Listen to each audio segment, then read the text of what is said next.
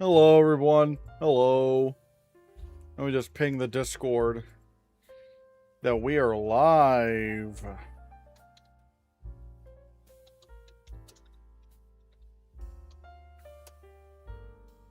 Hello.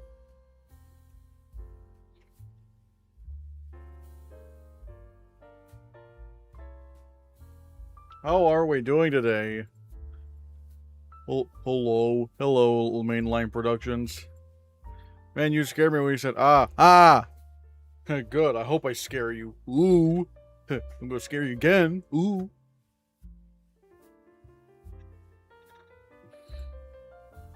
See, exactly. Don't spite me. Don't spite me or you get jump scared. Like fucking Freddy Fazbear.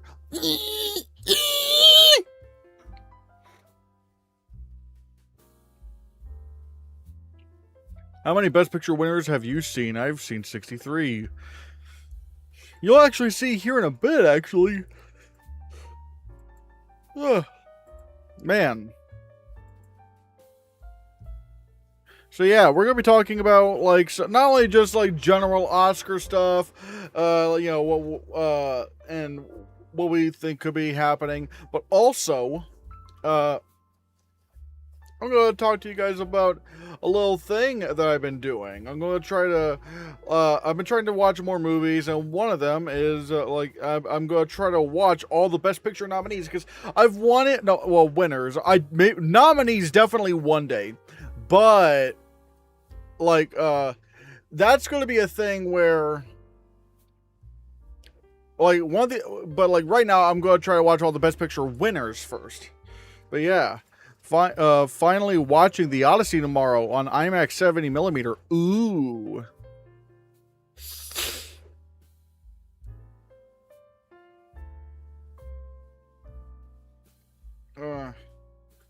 Oh, what's up, Christian? On Saturday, I got to check out Spider-Man: Brand New Day, and as someone who's been going through a lot of loss and depression recently, it's a really meaningful theater experience. Oh, well, that's wonderful, Leo Tennyson. That's cool. I really like Spider-Man: Brand New Day. I hope it did a lot of good for you.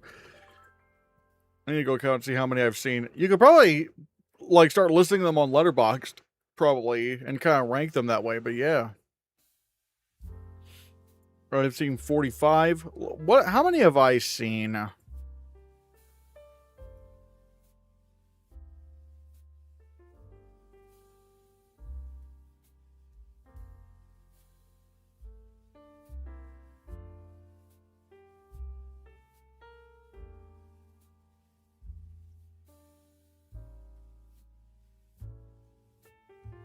But yeah, I have seen 31 Best Picture winners. I've seen 31, which is, and last night I finally watched Slumdog Millionaire. Great movie, really liked it. I really liked Slumdog Millionaire. I don't think it should have won Best Picture over The Dark Knight, but still.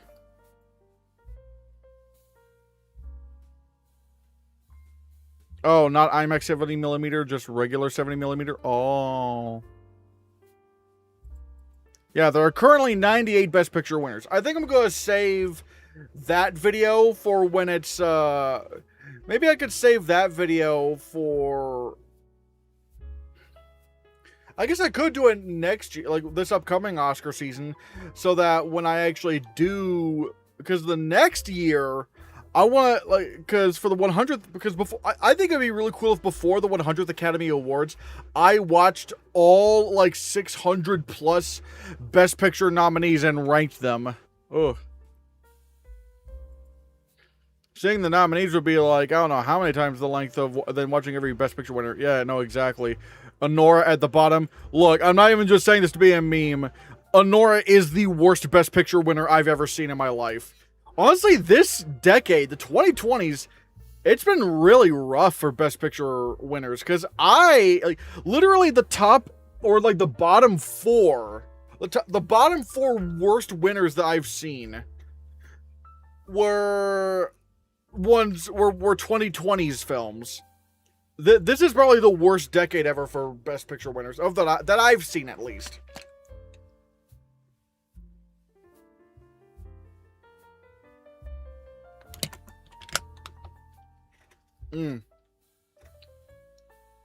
The Titanic hate is... look, I don't hate Titanic. I don't think it's all that amazing, because I feel like it's a little bit too corny in some spots. But at the same time, that's one where I do want to try to rewatch it. But as of right now, I think it's more mid. It's not awful, but it's mid. But I can see why it did swell people, because it really is just an astonishing feat of just technical filmmaking. It's just, I really think the writing kind of kills the movie.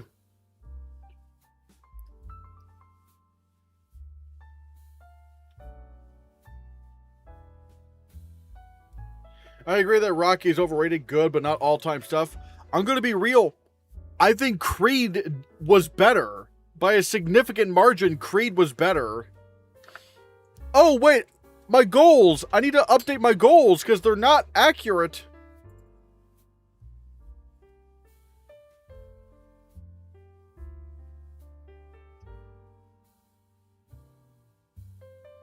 Now, you're probably wondering, well, Christian, what are these goals for? Well, that is because I am trying to go. I am trying to go to New York Film Festival this year. I'm trying to go to New York Film Festival this year. And that's why I need you guys' help. Because see this membership counter?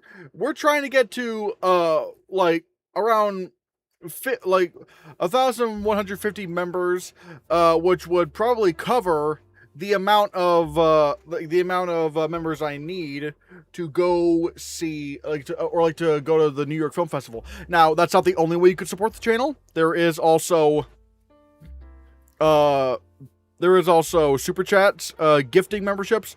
Oh, and I completely forgot this. Hold on a second, guys.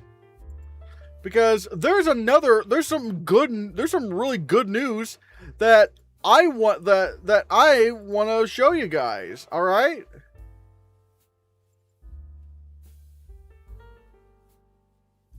We are sponsored now.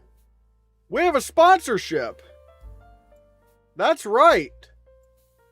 It's Dubby. Now, what is Dubby, you may ask?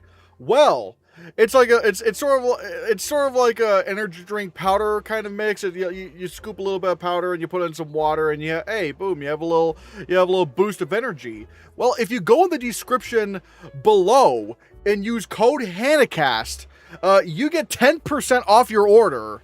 So that is, use code Hannahcast, go to Dubby. Again, it's in the description.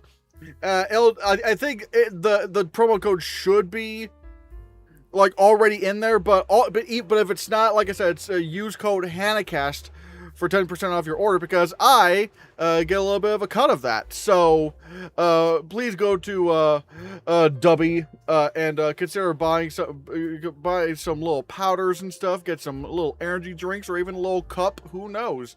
But yeah, this is our first sponsorship, everybody. Woo! Let's go. And so yeah, a lot of this is going to help us, can potentially help us get to New York Film Festival this year, because I would really like to go, and that's why we need your help to do so. How did you even get a sponsorship in the first place? I applied. And I got a response pretty quick, and all right, yeah, make your own oops, and make your own.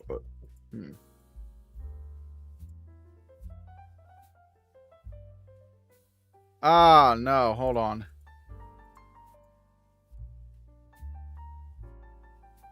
Fuck, come on. Why is it doing this to me? All right, there we go. But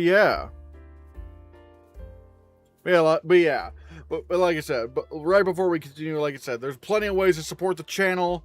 Either become a member, consider gifting some memberships, or sending super chats. That'll go a long way. And then also, Yeah, and then also, like I said, there's Dubby. Like, God, there's a lot of things right here. Good lord. But yeah. Oh.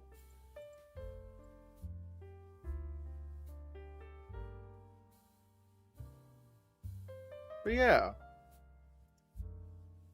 I could probably also... Sorry that I'm just, like, kind of doing everything on the fly right now. I just have not had a lot of time today to do a lot of things. But yeah. I'll probably also just put, you know...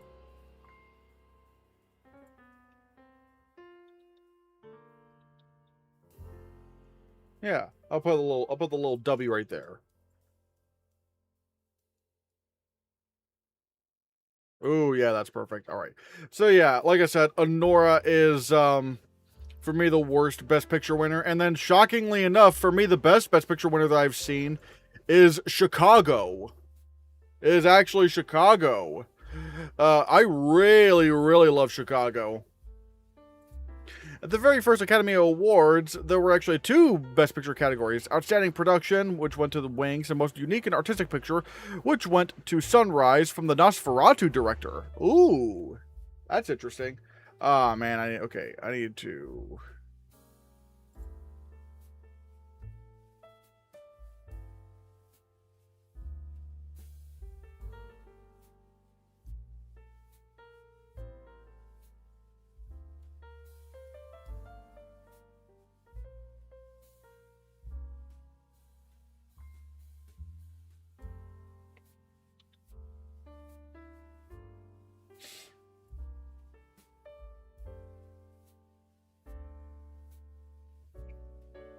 How's your favorite Best Picture winner, Chicago? It just does, like, I don't know, like, I just think it's better than all the rest that I've seen. Like, it's so creative, it like, does a lot with the film medium.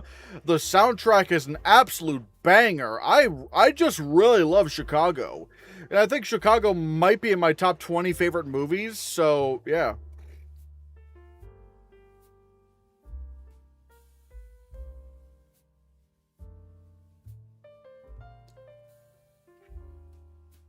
And you'll also see that I do have a lot of other really hot takes as well, like the King's speech and all that.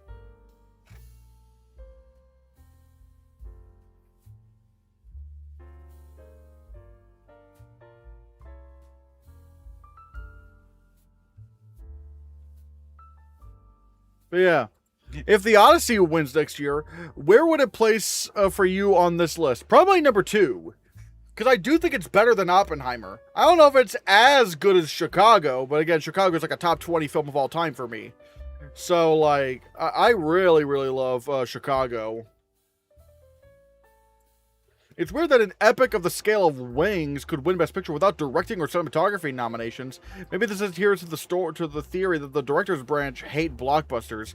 I mean, I don't know, because we're talking about the very first Academy Awards, which was like nearly 100 years ago. Like, I don't know if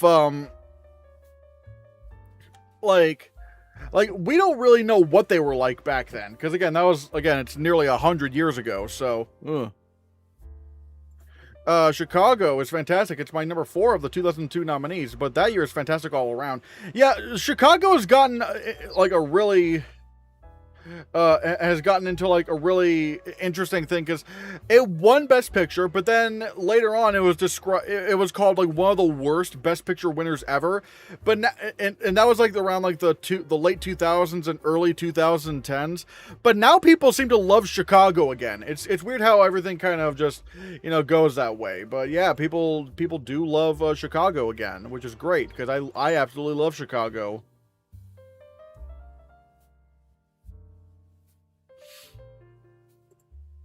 Do you have a list on Letterboxd that contains your top favorite movies? Yes, I do, actually. I believe I have showed it here before, my favorite movies list. You like Green Book? Oh boy. Green Book over The Lord of the Rings Return of the King is interesting. Look, Return of the King is great. And it's so close to being a 10 out of 10. But, however, I have one major issue with this film. I have one major issue with Return of the King, and that involves what they do with Saruman. I'm not gonna give away spoilers, but it's like they don't show anything about what happened there. It's like, what? This guy was the villain of the first two movies, and we just don't get to see that closure? Huh? What? Which is really weird. It's really weird they would just do that. I know it's in the extended edition, but we're talking about the theatrical cut. This is something that they should have easily put in the theatrical cut. And and apparently the excuse was like, oh, well, we didn't want audiences to get bored. Bored? It was supposed to be the second scene in the entire film. What do you mean bored? They're not going to get bored by the time we get to the second scene in the movie. Like, what? It's just so bizarre to me. It's so bizarre to me. So, like, as much as I really want to put Lord of the Rings Return of the King higher, I just can't, because that Saruman thing just bugs the shit out of me. If you like Chicago, watch Cabaret and All That Jazz. Bob Fosse made Chicago for Broadway, and those two movies are from him are musical masterpieces. Ooh. There was also a period in which Titanic was considered one of the worst Oscar wins. I guess for me, Best Picture is not like a great win for it. But again, I do want to try to rewatch it because it really does have a lot of amazing stuff in it. Like, the spectacle is amazing.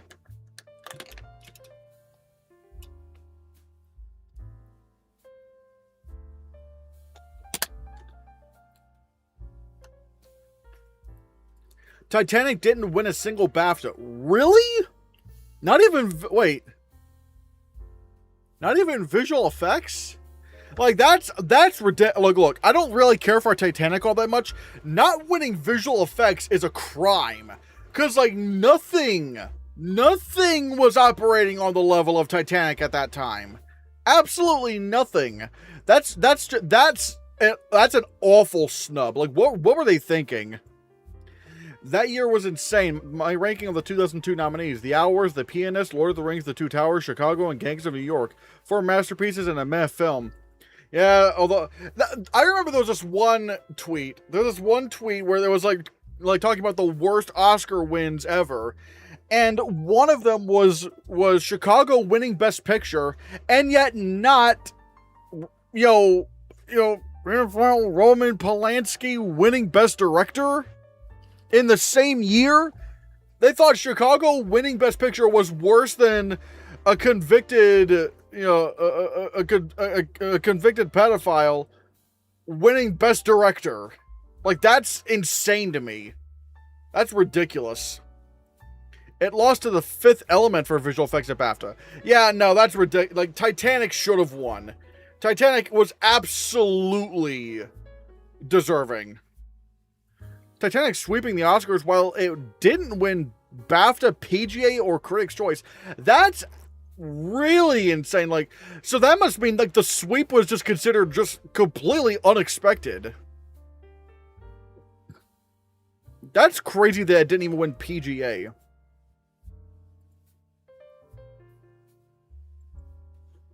The last hour of Titanic is fantastic, but the first 2 hours are so bland. I'm not gonna lie, even some of the stuff where like, framing him for a crime, like stealing this jewel. I feel like even that was a little bit too goofy. But again, I haven't seen the movie in a while, so yeah. This just goes to show that even back then, BAFTA suck at picking the visual effects winners. You're not wrong. Yeah. I'm not saying, Fifth Element had bad visual effects, but come on. We're talking about Titanic here. Titanic was like one of the most insane achievements in visual effects in the 90s.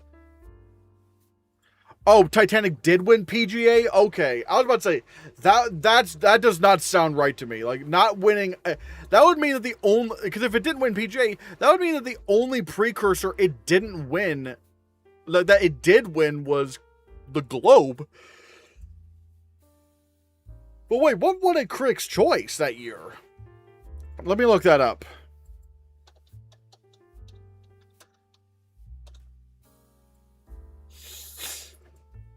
Let me look at and see what won the Critics' Choice Award for Best Picture that year.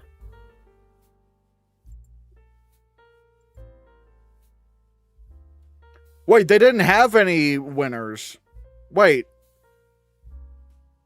Oh, LA Confidential.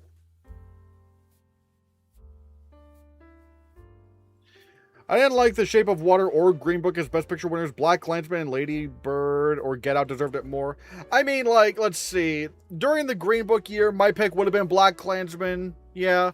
And The Shape of Water, I probably would have preferred Get Out, but, like, I can't really complain about Shape of Water or Green Book as Best Picture winners, especially as controversial as that may sound, mainly for the Green Book side of things. But it's like, but yeah, I think overall, especially with 2018, it was just not a very strong year for movies. So like, I think there wasn't really going to be much, you know, there was not really going to be a lot of happy faces that year, regardless.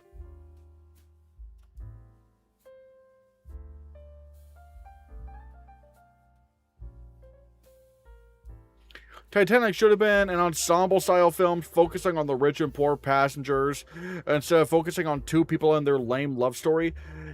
I kind of agree, especially like the one time I feel like the romance stuff really worked was like literally at the end of the movie. That part was really well done, and the survival aspect of it is really well done. But yeah, I don't know, the love story thing is I'm not saying I'm against love stories, but I feel like it could have been written a lot better. Opinion on The Shape of Water, and two, why was it a controversial Best Picture winner? I don't think it's really controversial. I just don't think people think about it a whole lot. I love The Shape of Water. I think it's, as you can see, it currently ranks in my top 10 Best Picture winners. Granted, I have not seen a lot. Oh, thank you, Annie Rude, for the gold coin. I don't really, again, I'm not exactly sure what that's supposed to be, but still, thanks. But The Shape of Water, I really do like it. I think it's a really cool, like, you know, Guillermo del Toro kind of romance, fantasy film. It's very mystical, and I do really love it. But I think a lot of the controversy might come from people who just think it's just a movie about a lady who fucks a fish. So it's like, yeah. Yo, thank you, Levi, for the goat trophy. Thank you so much. But yeah, I do love The Shape of Water.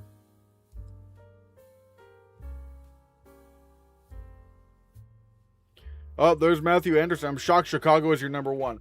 Hey, look. Give them the old razzle dazzle them.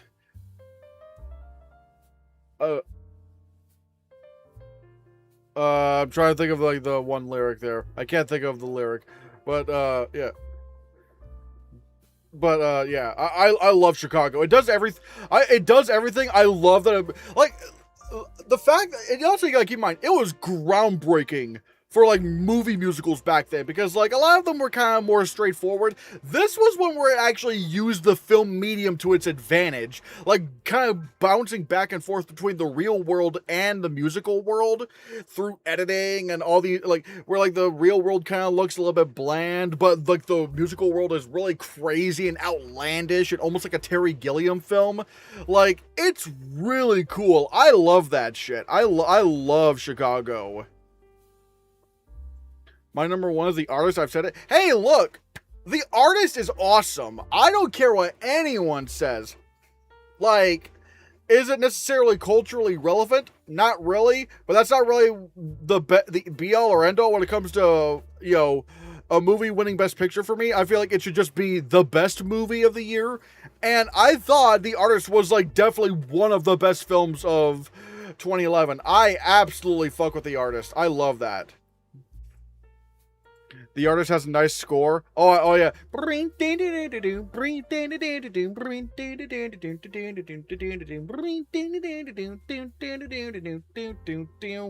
Oh my god. That dog's probably dead by now. But anyways. Would you ever try to watch all Best Picture nominees? I might.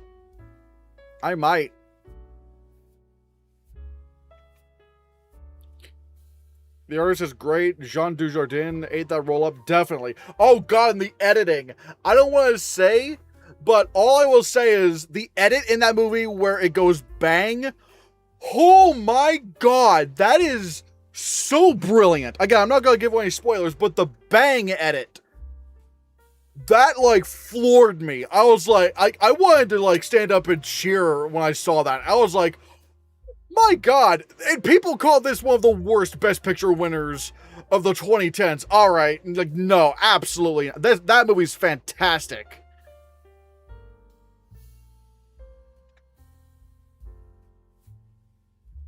And if you like Cuckoo's Nest, which I do plan on seeing, watch the other film from Milos Forman that also won Best Picture, Amadeus. F. Murray Abraham is in top form in that.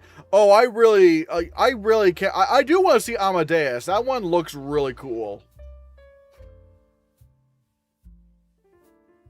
Yeah, that bang was a spectacular usage of the silent film language. It really was.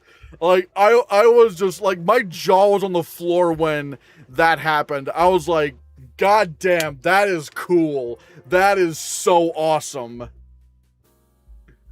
I think my favorite Best Picture winner is Parasite. Hey, Parasite's great. It wasn't my pick for Best Picture that year.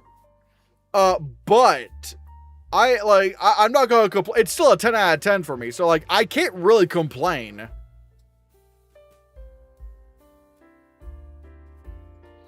Amadeus is my number one Best Picture winner. I love that movie. A lot of people really do love Amadeus. Amadeus, Amadeus, Amadeus, Amadeus. I like Shape of Water until I watched Three Billboards and realized the latter should have won and resent the former. I don't really think of movies that way at all. I don't like go from loving a movie or liking a movie to not liking it because another film won Best Picture. I don't think of movies that way. Like, would I prefer to see something like, you know, Three Billboards or even like Dunkirk or Get Out win Best Picture? Sure, but The Shape of Water still made my top 10 films of the year. It's still like a 10 out of 10. So I can't really complain. That movie was great.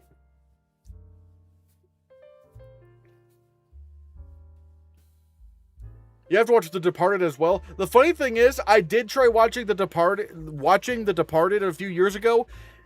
And then like halfway through, I stopped watching because I was like really tired and I went to bed and I never picked it back up.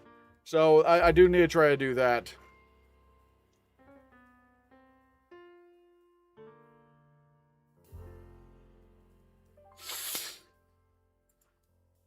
Watch Chariots of Fire. The screenwriter of that movie, Colin Welland, looks just like you. When I saw his Oscar speech, I couldn't stop thinking about how much he looks like you. Let me look at what, like, Colin Welland.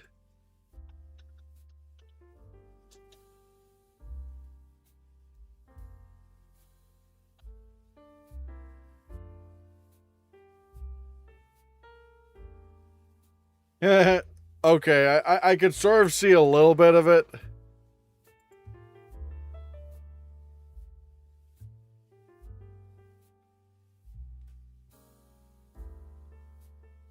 Hold on.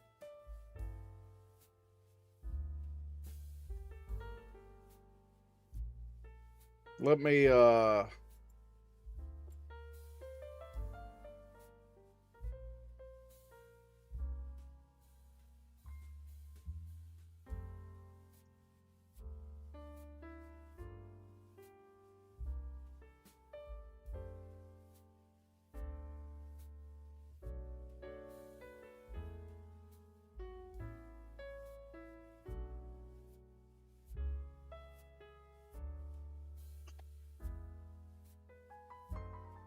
hold on.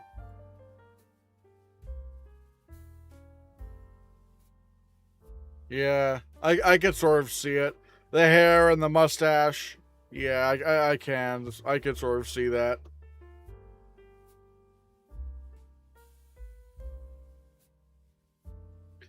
Chariots of Fire is fine, but forgettable. I prefer On the Golden Pond or Raiders of the Lost Ark that year. I'm not gonna lie, I do like Raiders of the Lost Ark. I don't think it's Best Picture worthy. I don't think it's like Best Picture good.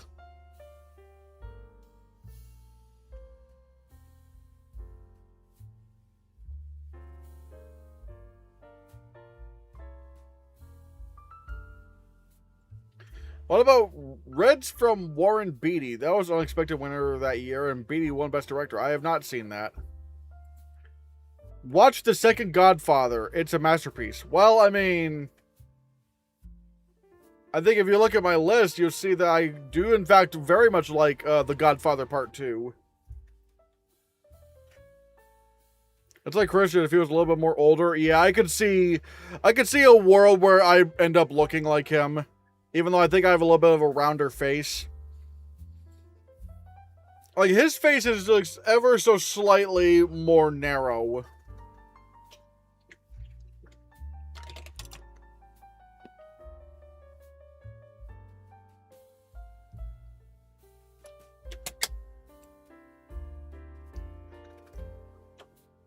Have you seen Lawrence of Arabia? I have not. Chariots of Fire won Best Director, won Best Picture, but Beatty won Best Director. Oh. This is mostly the movies I've seen.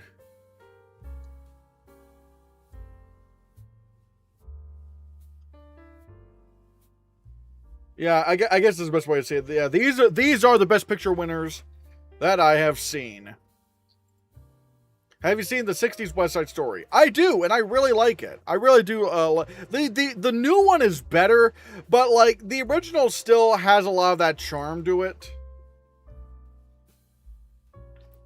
Have you seen Gone with the Wind? I have not seen Gone with the Wind.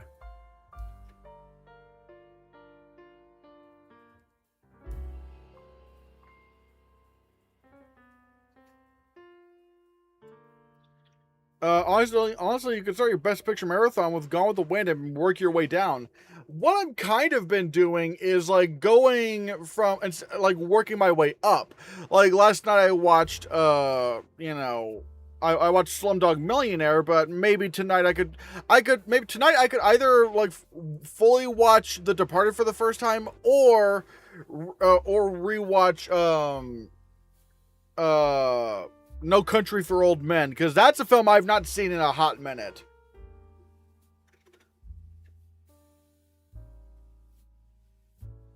I saw Kramer versus Kramer a while back and really liked it. Dustin Hoffman and Meryl Streep were incredible in it. Ooh. I have a question in your opinion. Why do you prefer the second Godfather over the first one? Just wondering. I feel like the second one is better paced. I feel like it has an even more interesting story. Like the way that it's both a sequel and a prequel at the same time, and the way those two time periods kind of mesh together with one another and how they relate to one another. Like, I think it's very interesting. I think it's very interesting. I've seen 82 out of 98 of the Best Picture winners. Most are excellent, others are forgettable. Oh. Most of them I've liked. It's really just like the bottom 5 are like the only Best Picture winners I didn't like. Which again is really weird that the bottom 4 are from this decade, which is not great and doesn't really spell a lot of good things for where we are heading as a movie industry. What's the Best Picture winner that caught you off guard? For example, I didn't expect to love Marty, but I did. Let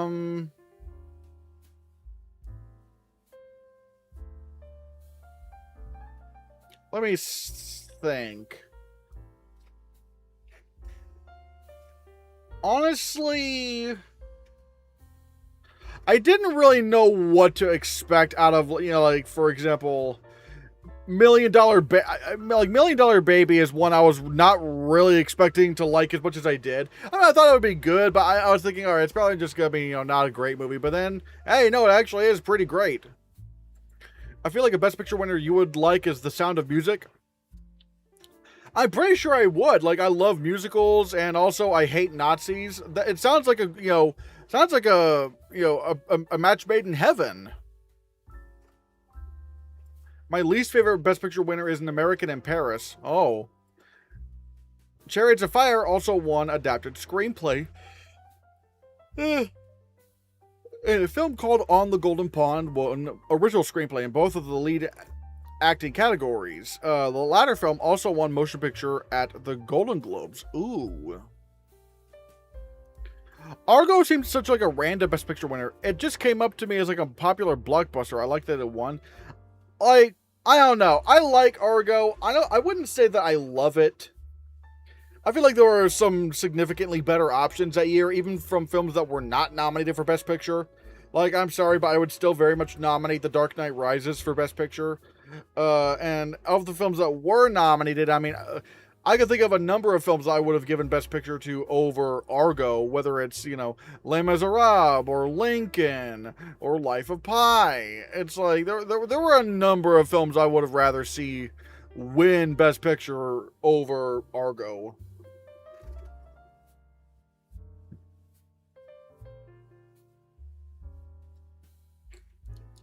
The King's Speech is another one on your list. I thought it was going to be boring, but I ended up loving it. Oh yeah, the King's Speech is great. I don't get the King's Speech hate. Like, yeah, would I probably put like Inception and The Social Network above the King's Speech? Sure. But with the King's Speech being as good as it is, I'm not upset that it won Best Picture. Again, I'm not really one of those people where it's like, oh, the cultural relevancy, or, you know, what movie's going to last the test of time. Like, I don't really factor that in when it comes to uh into what I think is a good Best Picture winner, because I feel, because, well, for one, you don't know what's going to stand the test of time. Like, I know people were upset about Green Book, you know, winning Best Picture over Roma, but I barely hear anyone talk about Roma. Now, again, I don't think it matters, because I think Roma's great, and I would not have minded that winning Best Picture. But at the same time, it's like, you can't really use the whole cultural, like you can't really use the whole, like, what movie will last through the decades if we don't even know what that's gonna look like. I mean, yeah, sure, we can point it to The Social Network, and yeah, that movie's still relevant today. But again, Roma isn't. It's not it's not really in the cultural conversation that much. So, really, when it comes to these kind of things, I just judge based on the film's own merits. Like, even if it's not my number one pick, is it still a great movie? Sure. Like, and I don't mind that the King's Speech won. I would have put Inception or, you know, Social Network above it, but hey, like, I can't really complain if when the movie is this good, you know? The good thing of watching all Best Picture winners is that you get to see masterpieces like Unforgiven and Amadeus. Bad thing is you also have to see duds like Driving Miss Daisy and Tom Jones. Well, I mean, who knows? I mean, I can't imagine any of these Best Picture winners will be worse than Anora. I genuinely cannot think they would be worse than that. Like, Anora is like, that's like the bot. Like, it would have to be a spectacular level of bad to be worse than Anora.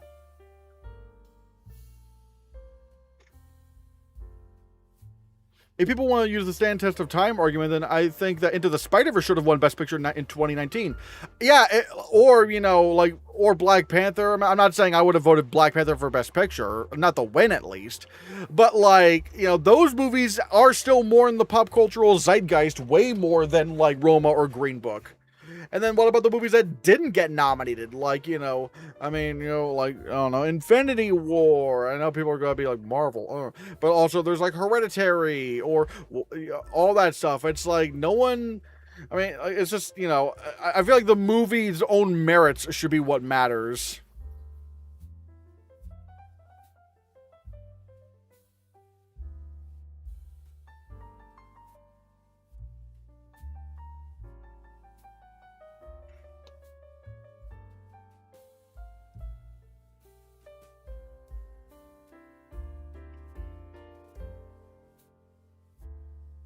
A Star is Born should have won in 2018.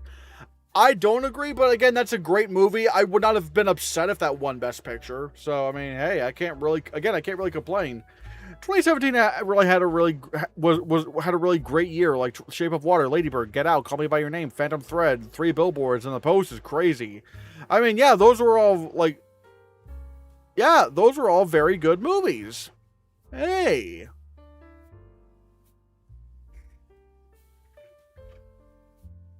Driving Miss Daisy is another one that caught me off guard. I liked it a lot. Ooh. Yeah, I don't know. Maybe I might end up really liking that film because it is a bit of a it does seem to be a bit of a crowd pleaser. So maybe I like that one.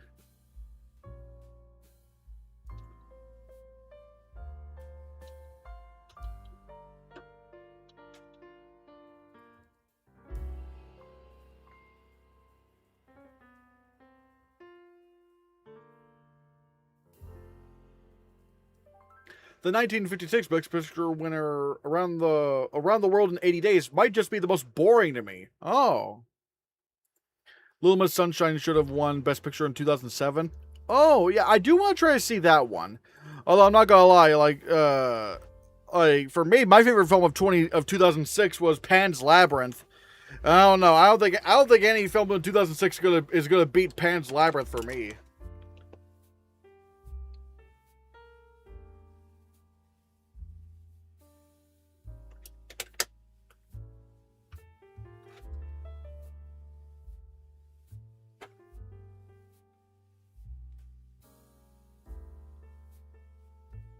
I heard that movie was bad. What? Little Miss Sunshine? What? Cimarron is dull and racist, more racist than Gone with the Wind, but at least Gone with the Wind is a spectacular epic with amazing performance and technicals. Oh yeah, I'm probably not gonna like Gone with the Wind either. If it's because that movie is racist. Oh no, Around the World in 80 Days. Oh okay. Is Pan's Labyrinth the peak Guillermo del Toro? I'd probably say so. Yeah. Best nomination of Best Pictures, aka lineup. Mine is the lineup, the one with King's Speech and Social Network. Ooh, I don't know. Like I have to think about that, but yeah. Ooh, like imagine taking a decade, nominating your favorite movies from that lineup, and putting that into a Best Picture lineup and choosing who would win. Ooh, that's gonna be tough.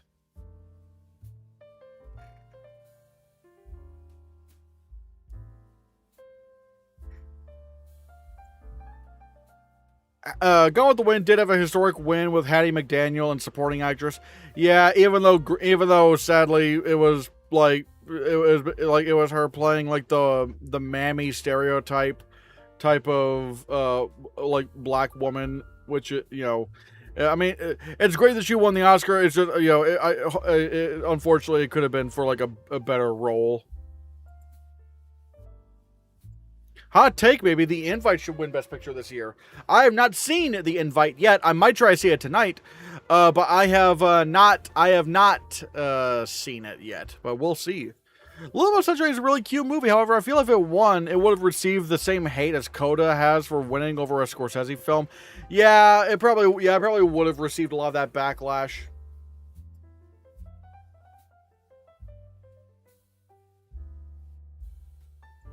Is The Invite on digital now? I think it is.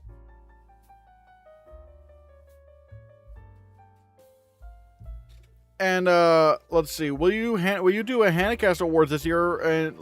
And did you do one last year? Not a video because no one really cared about watching them, sadly. So I wonder if I should just kind of do like a. I mean, if you want to see the Hannahcast Movie Awards, they are on my Award Expert account. Not favorites. You have to actually find the Hannahcast Movie Awards amongst my lists. But yeah.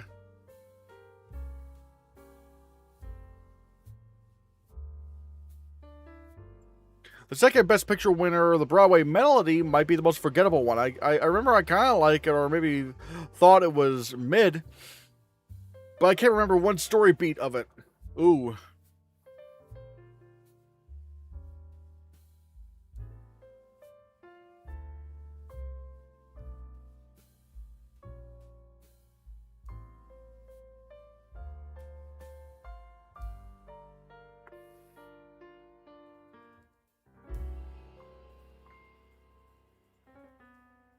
What are your problems with Silence of the Lambs for being fairly low? I like Silence of the Lambs, but there's a couple things I wasn't so hot on. One, I'm not gonna lie, Anthony Hopkins, I don't feel like his performance matches the film. Oh my god, okay, I'll answer I'll definitely answer that here in a second. But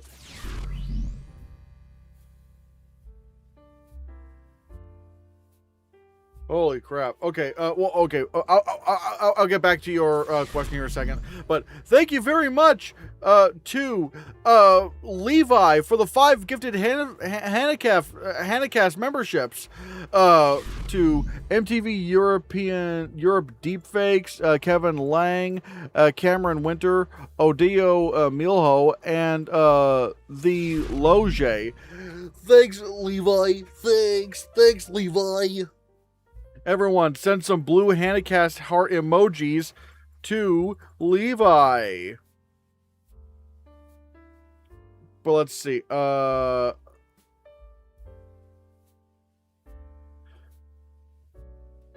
yeah, regarding Silence of the Lambs, also I might want to update the goal. Hell yeah. But regarding the goal, Silence of the Lambs, I feel like Anthony Hopkins was a little bit, I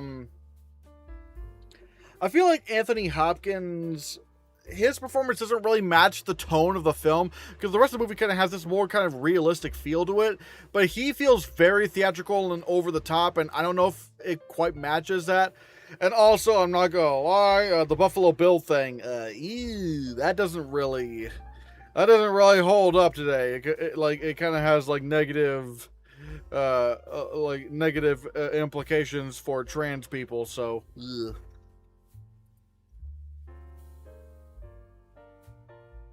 Wicked and Marty Supreme should have won Best Picture for their respective years.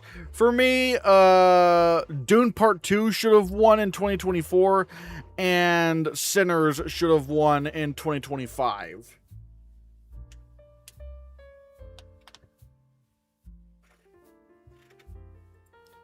It's funny that Scorsese won 3 directing Globes without winning Best Picture for any of them. But when The Aviator won Best Drama Film, he lost director to Clint Eastwood. Yeah, very strange. The story for Broadway Melody was conceived by Edmund Goulding, who directed Grand Hotel. Ooh. Clint Eastwood, who also won 3 directing Globes without winning Picture. Oh, that's interesting.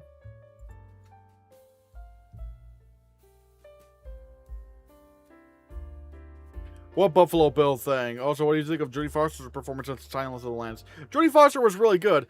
Buffalo Bill, I mean, like, he's seen as like a bit of an allegory of trans people, and it's not really, that element of the film doesn't really hold up that much. It's hard to describe, but yeah, no, not great, not great. You might want to do some research on that, like do the research on Buffalo Bill and why he doesn't really hold up.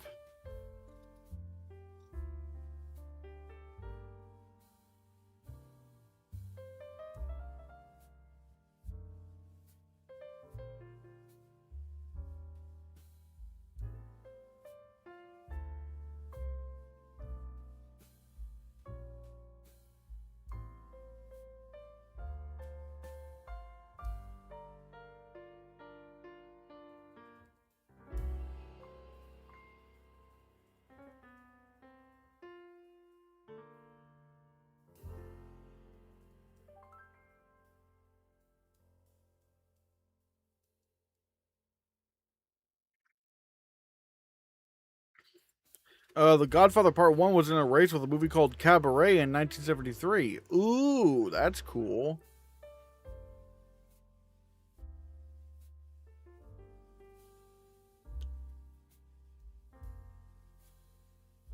Did you think that her performance was Oscar win worthy? For Silence of the Lambs, I mean, I thought she was very good. I don't know what the competition was, and I probably haven't seen a lot of the competition. But right now, I'd say, yeah. I mean, she was very good.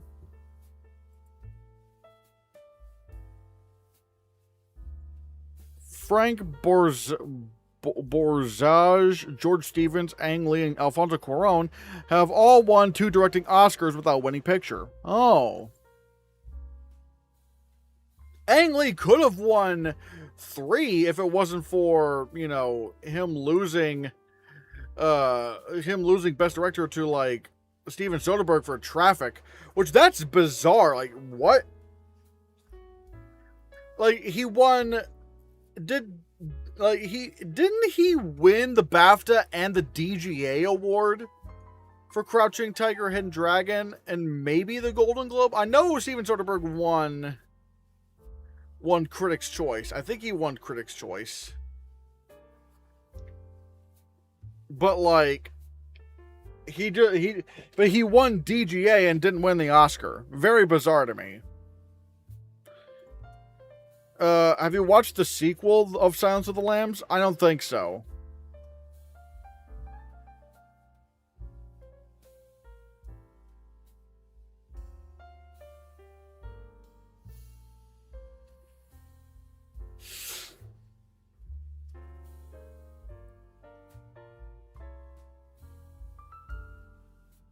Why Birdman solo? I might try to rewatch it, but I remember there was some bits of dialogue that I thought were either too pretentious or that kind of thing that I don't like, where they explain the other character's emotions, like, oh, I bet you're feeling this right now. Maybe you're feeling a little bit like this. And it's like, just show us. Why are you telling us what the other character is feeling? I don't like that.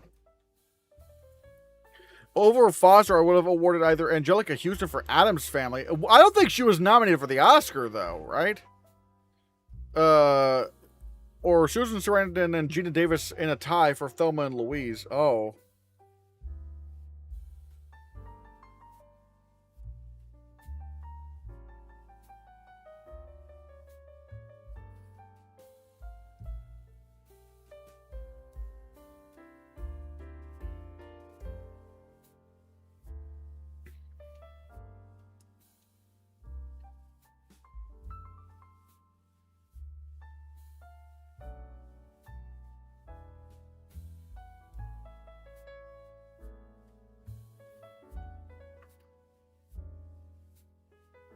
Oh, Houston got nominated at the Golden Globes for both Addams Family movies. Ah.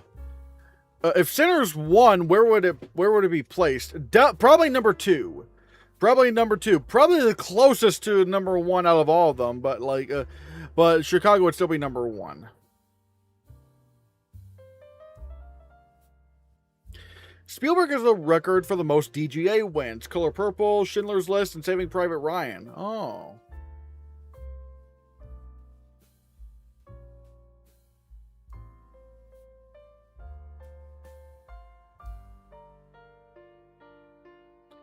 But I think she lost to Bette Midler for the first movie and Angela Bassett for the second movie. Oh.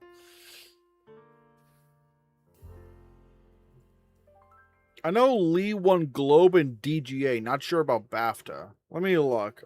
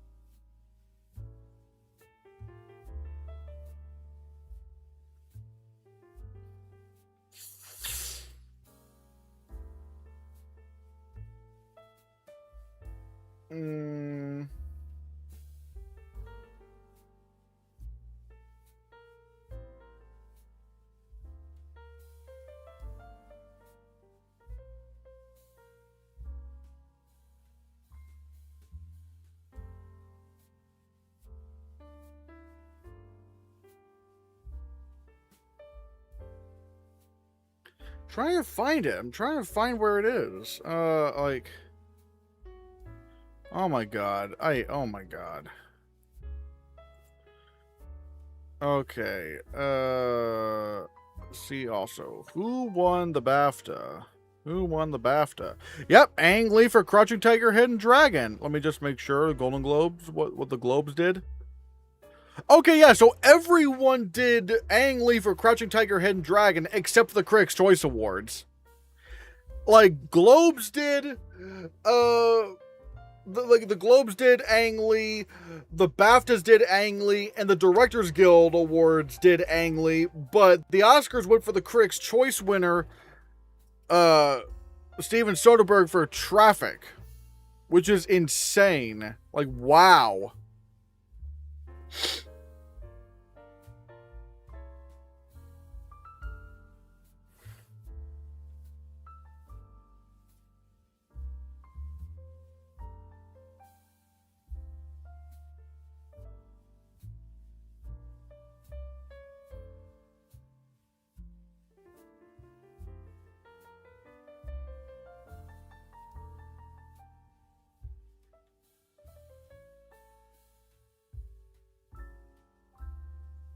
What did you even think of Traffic? I have not seen Traffic. I wasn't saying it's crazy in a bad way, but from a stats perspective, it's like Ang Lee had everything going for him, though.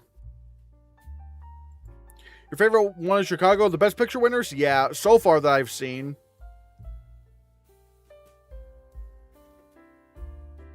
Not surprised to see Spotlight so low. I understand the message, but the film overall is just dull. Mark Ruffalo was great, though.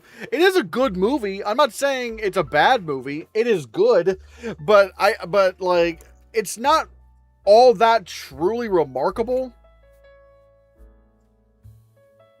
2003 was also a weird year for a director. Oh, yeah. For the 2002 movies. Globes go to Martin Scorsese for Gangs of New York. Critics goes to Catch Me If You Can. Didn't they, like, wasn't the Steven Spielberg win at Critics' Choice for both Catch Me If You Can and Minority Report? DGA for Rob Marshall for Chicago, and the BAFTA and Oscar went to Roman pedophile Polanski for The Pianist. That is that is just disgusting to me. He couldn't even enter the United States because he was convicted of being a pedophile and would be arrested if he entered. And they voted for him anyway. What the fuck? Like, that is disgusting. So Chicago did win a director award that season. Yeah, DGA. And he should have won the Oscar. But my God, that is just disgusting. Like, the fact that they gave Polanski the Oscar, knowing what, oh my God, fuck my life. Crouching Tiger, Hidden Dragon, or Traffic should have swept that year. Gladiator is just okay. I like Gladiator. It's not one of my favorite Best Picture winners, but yeah. Traffic won editing, supporting actor, screenplay, and director, and lost Best Picture. Crazy and kind of unbelievable in modern era. Yeah, like, Gladiator is one of the rare films to win Best Picture without director and or without director or screenplay. What's so great about Oppenheimer? Nearly everything. That's what's great about the film.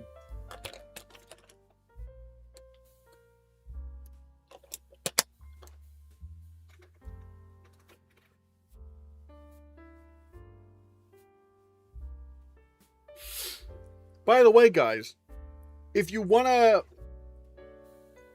help me head over to the New York Film Festival this year.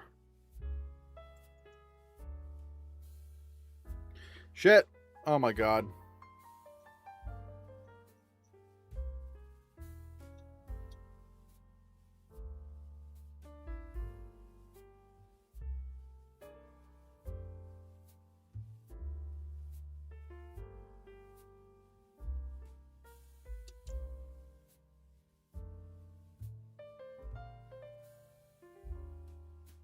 Yeah, I put it in chat again.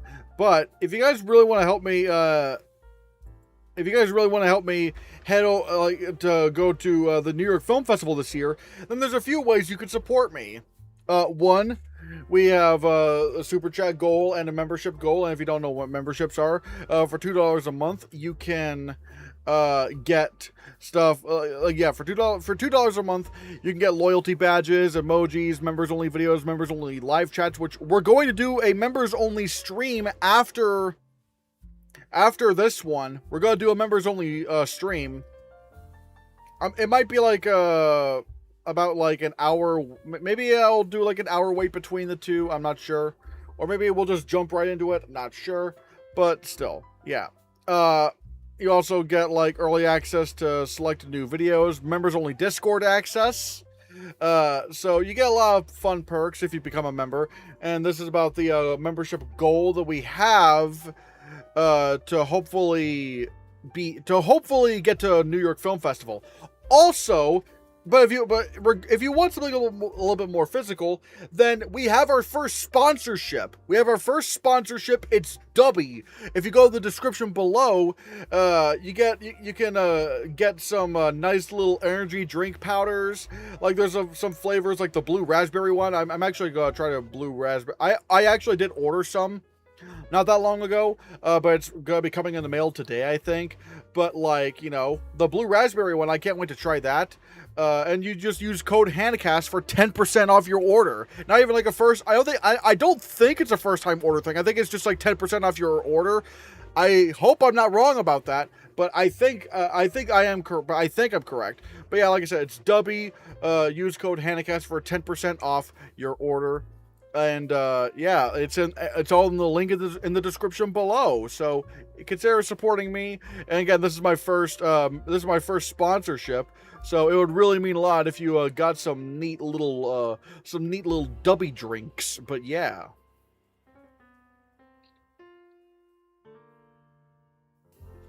Gladiator won Best Picture, but not director nor original screenplay. I bet the actors from the text pushed that film over the finish line, given how it won lead actor, costume, sound, and visual effects. Maybe. Going off topic, but any current Oscar updates? Well, I am going to be later today. I am going to be recording my director and screenplay Oscar predictions for members. Now, keep in mind, I record that for members, but the video will still, like the edited down video will still go up for everyone. So yeah, but yeah.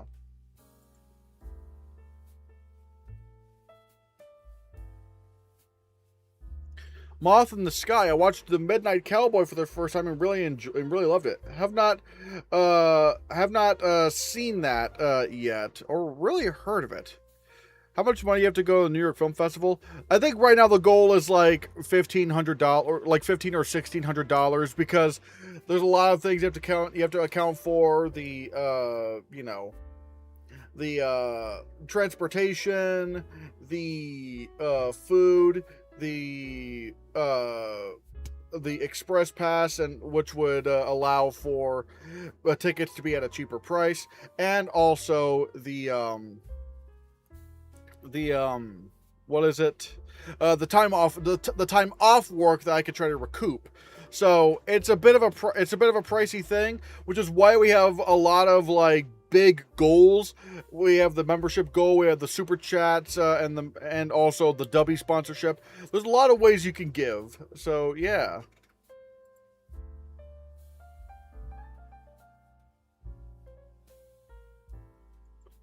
Did you see Netflix is doing something interesting for Ink? Not putting it on Netflix until 2027, but limited release this December. Huh. Yeah, I am really wondering what's going to happen with that film and its Oscar chances. Like, we'll see. But I am very, I am very curious about that.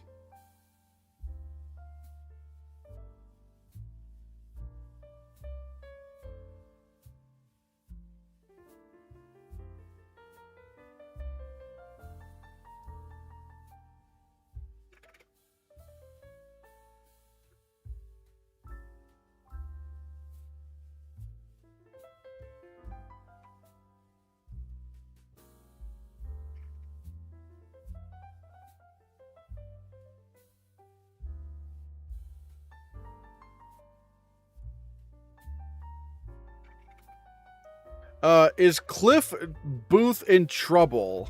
I'm not sure. I don't know if it's in trouble, but it's like, it just never really screamed to me like it was going to be like a big thing. So like, I just don't know. I just don't know about this one, you know?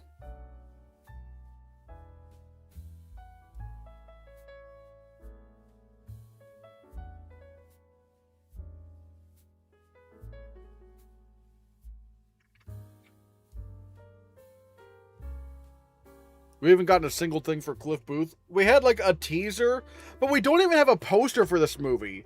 That's what's bizarre to me. Like, we don't even have a poster. Like, what is going on with Cliff Booth? Like, I already knew it wasn't going to get Best Picture, but this is just strange to me. I wonder if it's actually going to release this year. That would be crazy if it just did not release this year, though.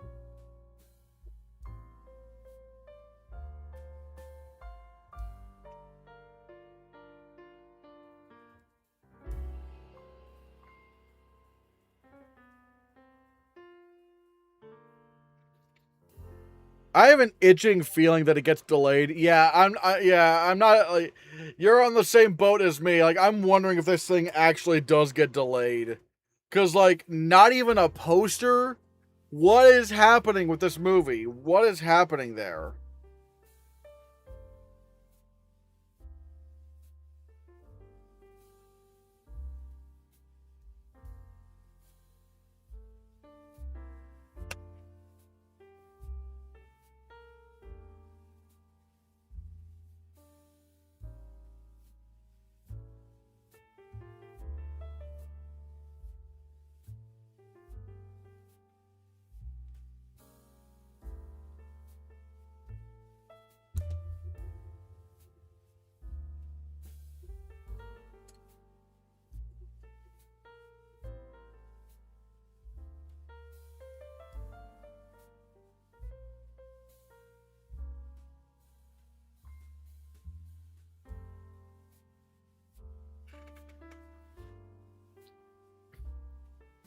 Cliff Booth is probably going to be this year's Knives Out, if even, because like, is this really going to get PGA?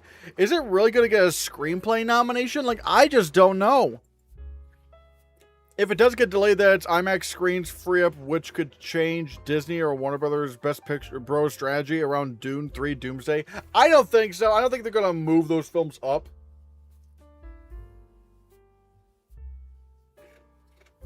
So, like, probably not. Like, I don't think it's gonna. I don't think it's gonna have an effect on those, especially since a lot of these big, like, visual effects films, they're probably still doing. They're probably still working on the visual effects right up to the movie's release. So, yeah.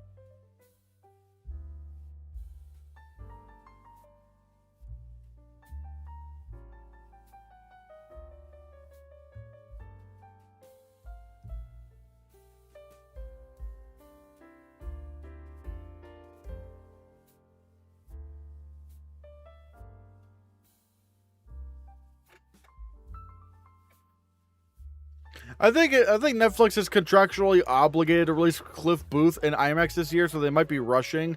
Maybe, but I don't know.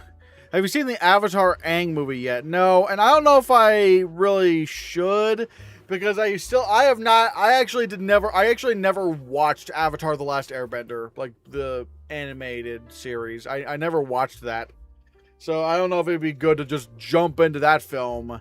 So probably not. I don't know.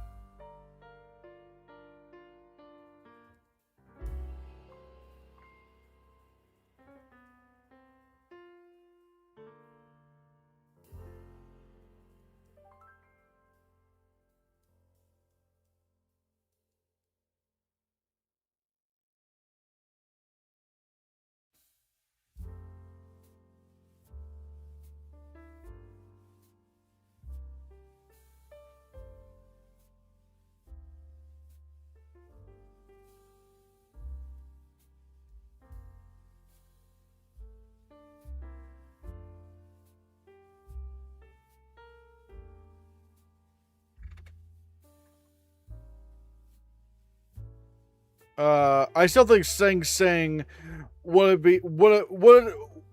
have been one of the best pictures against an would have won Best Picture against Anora if A24 didn't fumble it. Yeah, probably. I don't know, maybe, but it's like, why? Why do they fumble Sing Sing so badly? We could have had like a generational winner, and instead we got Anora. Oh. What about the live action movie? Oh, for Avatar, The Last Airbender? Oh, yeah, no, that movie's bad. I don't think it's as awful as everyone says it is. Like, it's bad, but I could find some redeeming qualities in it. Like, I thought the production design and costume design was very good. I like the tattoos for Aang. The visual effects were not that bad.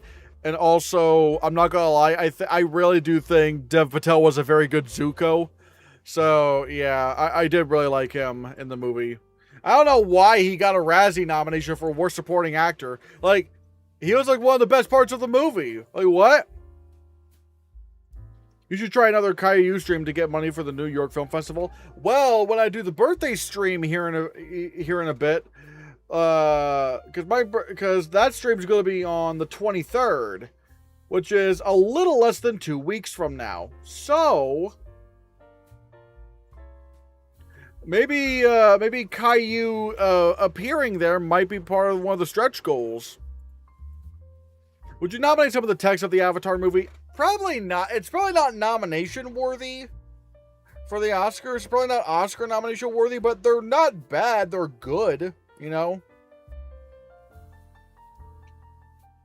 Yeah, they are good. I don't know if they're like, again, they're probably not Oscar worthy, but it's like, like they're good enough to make me say that it's not like a completely worthless movie. Because there are some good things in it.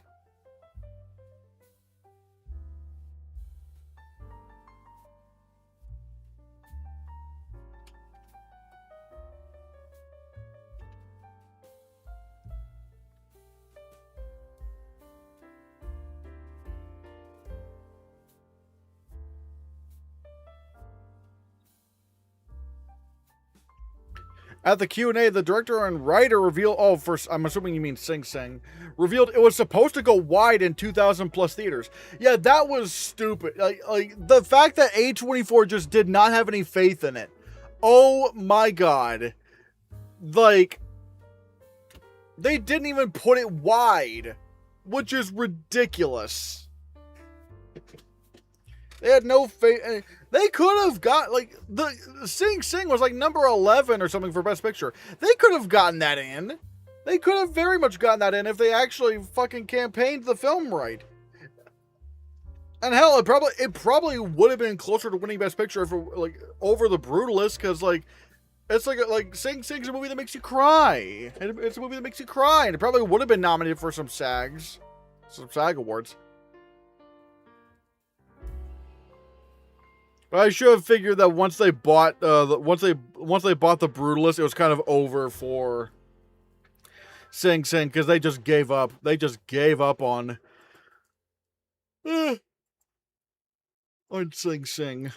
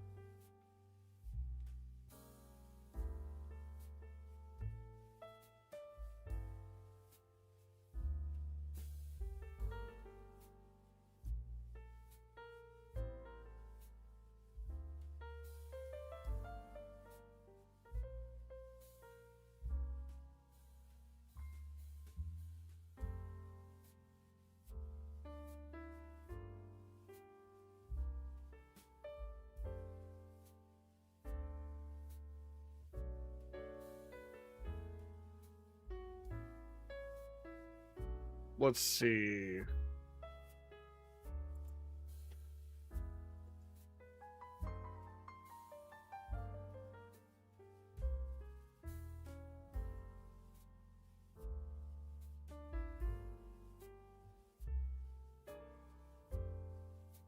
What are some of the other Oscar films you're looking forward to? For me, it's Digger and All of a Sudden. Well, I'm very much excited for, like, Dune Part 3. Dune Part 3 is my most anticipated film for the rest of the year, so yeah, there is that. I do really want to see Wild Horse 9. La Bola Negra, I really want to try to see, because that looks like it could be really, really good. But, yeah. Honestly, I kind of do want to try that little experiment of, like, taking each of the best of what I thought was the best of the Best Picture nominees in each given year. At least I could probably, like, do like the 2020s, and because I think that would be kind of cool. That would be kind of cool to try that out. Well, you see, The Rivals of Messiah King. That was supposed to be an Oscar contender last year. Yeah, it was supposed to be that. I'll try to see it. Hopefully, we'll have to see.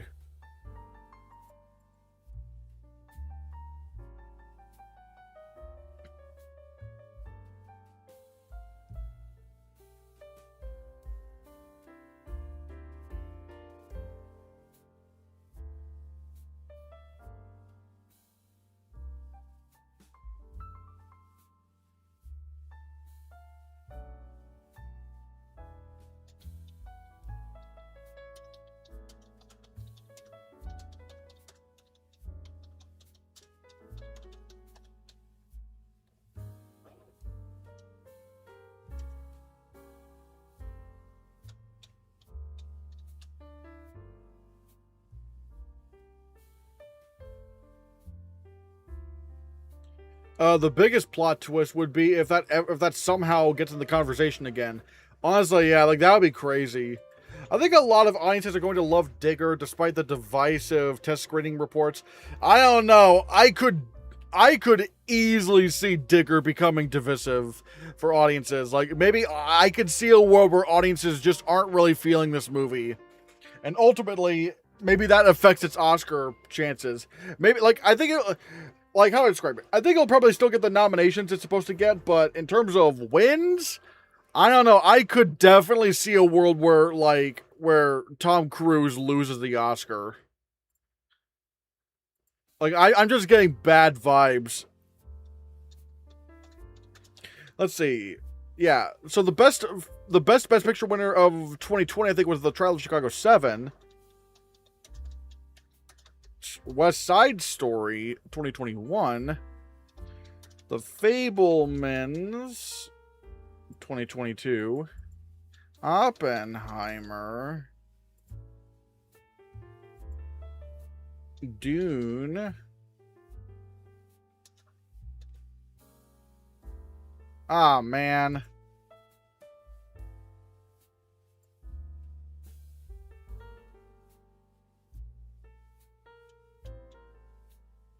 Fuck. Dune Part 2. And then Sinners. So how would I rank this? Well, West Side Story is one of my favorite movies of all time, so there's that. Sinners, Oppenheimer, Dune Part 2. Yeah. I guess this is what I guess in terms of the 2020s, this is how I would rank the Best Picture nominees. I'm back. What did I miss?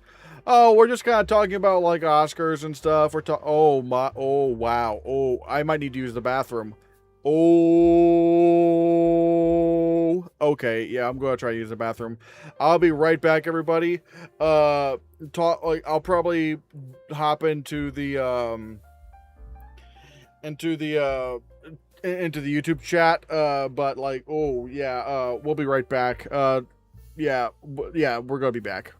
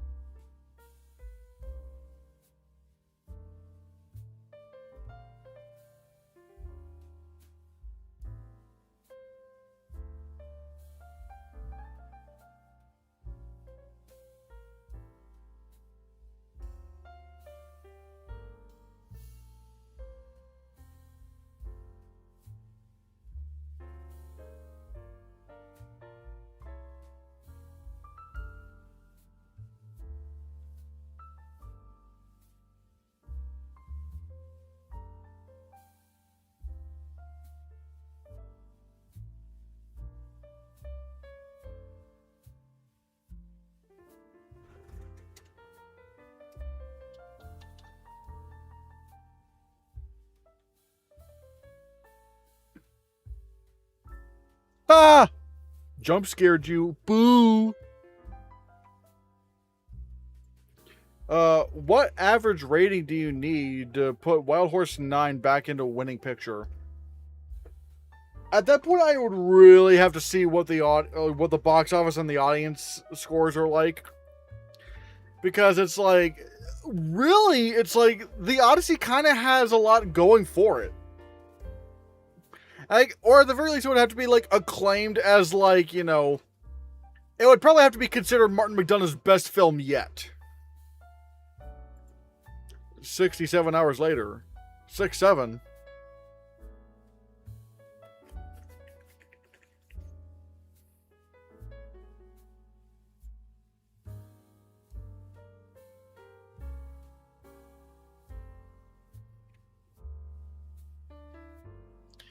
The record for most nominations without getting in a picture is 9 for They Shoot Horses, Don't They? Including director, adapted screenplay, and 3 actors. Yeah, the fact that it didn't get into Best Picture is just very bizarre to me. It's like, why? Like, I feel like you should just... If you're getting 9 nominations, including director and screenplay, then, like, I really feel like Best Picture should have been, like, a guarantee at that point, you know?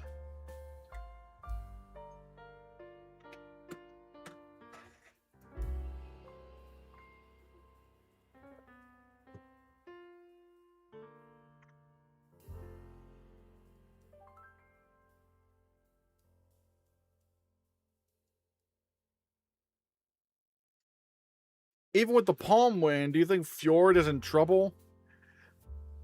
In trouble, I'm not sure. It is very, like, it's very strange where it is right now. And, I don't know, like, for example, like, I don't know if I can really predict this for Best Picture if, because I see people predicting the film for Best Picture without Sebastian Stan and Renate Reinsve, but I'm just like, I just don't know if that happens. If they're not coming along with the film, I don't think the film gets into Best Picture. But I do have them in, and I do have the film in Best Picture, so I don't know. However, most bizarre might be My Man Godfrey, which failed to enter Best Picture lineup of 10 with nods for director, screenplay, and all 4 acting categories. Yeah, oh, that is weird. Carol also got 6 nods and missed a picture lineup of 10. Well, no, Carol did not miss in a lineup of 10 because it missed in a lineup of 8. I think it's very clear that if there were 9 nominees, it would have been number 9. And because really, like, let's take a look at let's take a look, shall we? The, if there were 10 Best Picture nominees list.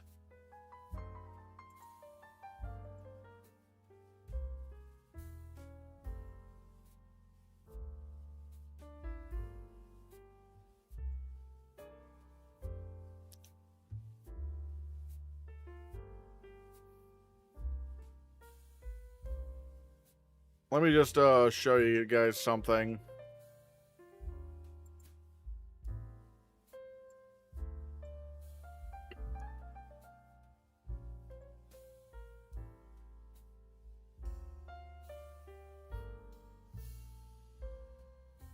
Because because like, I think Carol would have been number 8. I kind of think Sicario might have been number 10.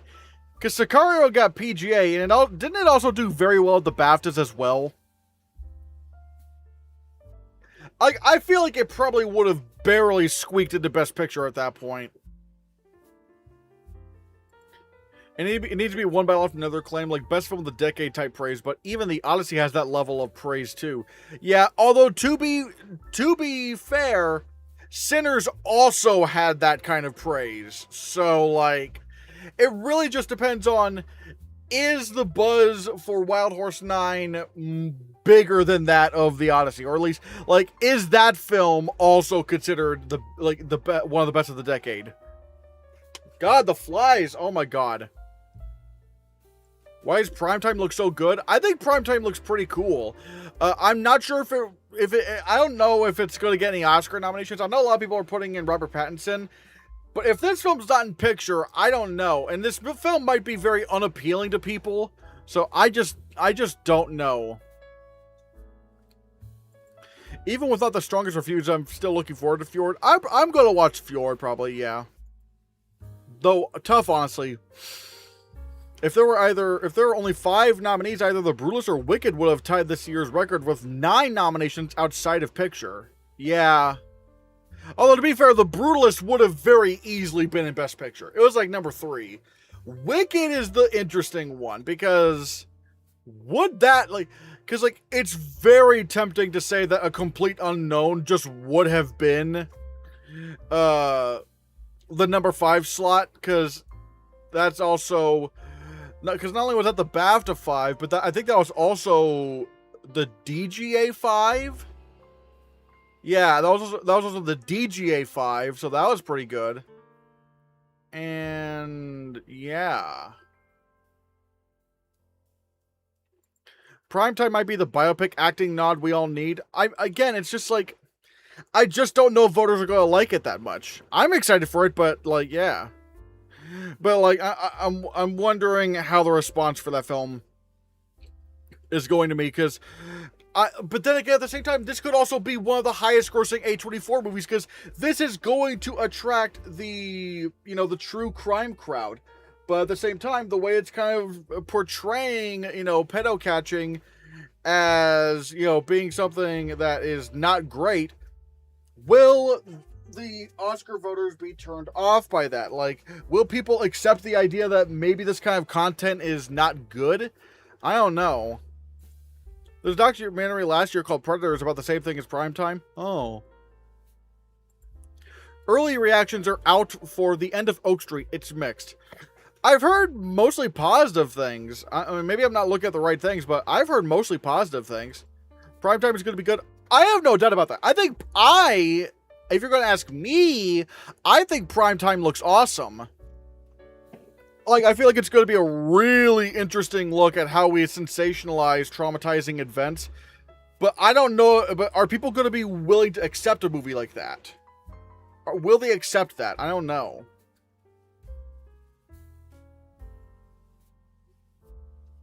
Is Primetime not going to TIFF and only Venice being a sign that could be this year's Tar? Maybe, but I don't know. I just don't know if this is going to be the kind of film that cracks Best Picture. It just might, the subject matter just might turn off voters.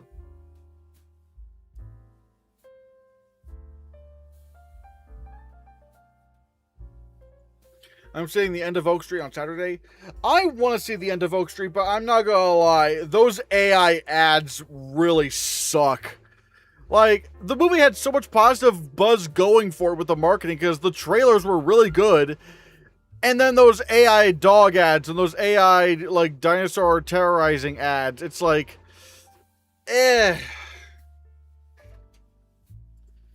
Blonde still got Best Actress, but again, she was Marilyn Monroe. Yeah.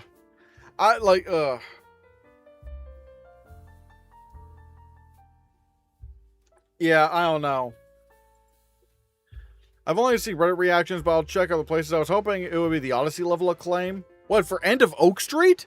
There was no way it was gonna be that. Like, there was no way it was gonna be like Odyssey level hype. No way. I'm gonna head out now, so bye. Bye, Blue Lab. Bye. Bye, Blue Lab.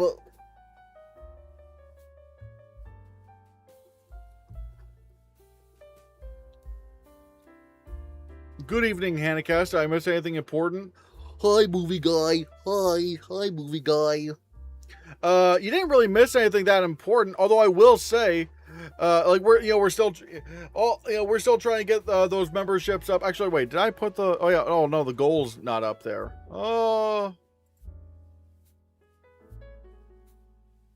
Yeah, we have the membership goal, and also I don't know if I don't think I told you this, but we're also sponsored now. We have Dubby. If you look at the description below, use code Hannahcast for 10% off your order. I don't think it's a first time order thing. I think you could just put the code Hannahcast in there and you get, like, you get 10% off your order. So, hey, it's like an energy drink mix type thing. Oops. But yeah, we're also kind of talking about, like, Oscar stuff. We're also talking about, like, Potentially, if there were like 10 Best Picture nominees in 2015, what they could be. We're also talking about Primetime and its potential Oscar chances. But yeah.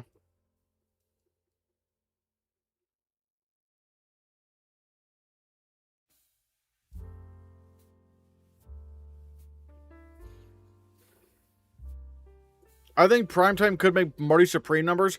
I really do think that the true crime crowd is going to go watch Primetime. Like, this could, like I said, it could end up being one of the highest grossing, A24 films yet.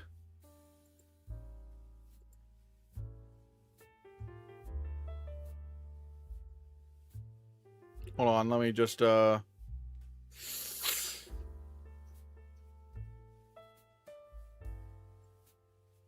maybe I should put, maybe I should, did I take, yeah, I took Primetime out of the list. I should probably not do that. Maybe not take it out of the whole list.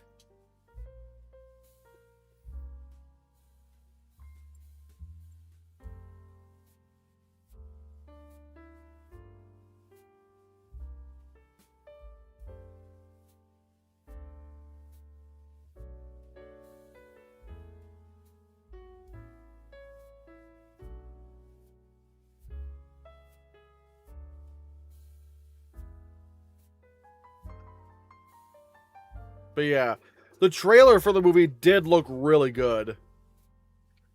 Primetime looks good. I want to predict Pattinson, but I don't know who to drop. Yeah, lead actor is stacked this year. It is stacked. My God.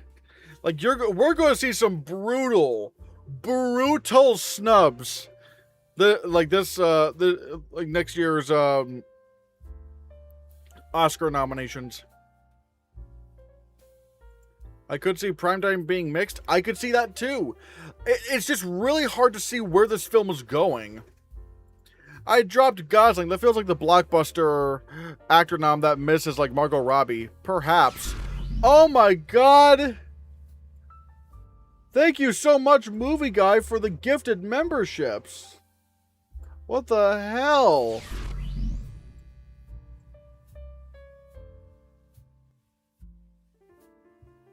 Whoa. Everybody, send some blue Hannahcast heart emojis to Movie Guy. My God.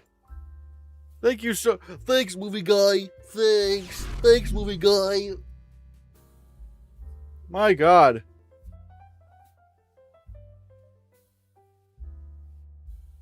And right now, we're at a total right now of 120 memberships. So we're almost to the 150 part of this. We're almost to the 150 part of the membership goal. Yeah.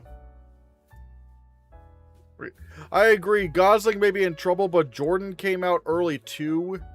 Anything can happen with lead actor this year. The problem is with Michael B. Jordan, Sinners would have won Best Picture if it wasn't for One Battle After Another.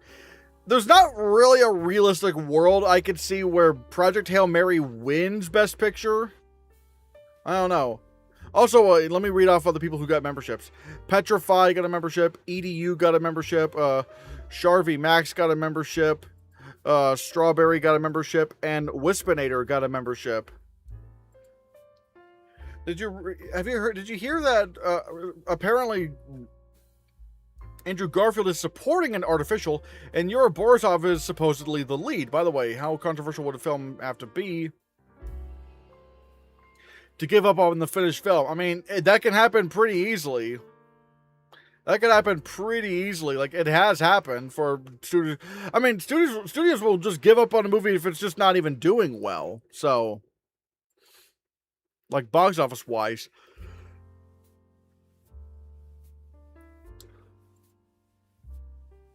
Primetime looks like it could go in so many directions. I'm excited in that sense. Plus, it looks amazing. I'm pretty sure I know what angle this movie's gonna go at.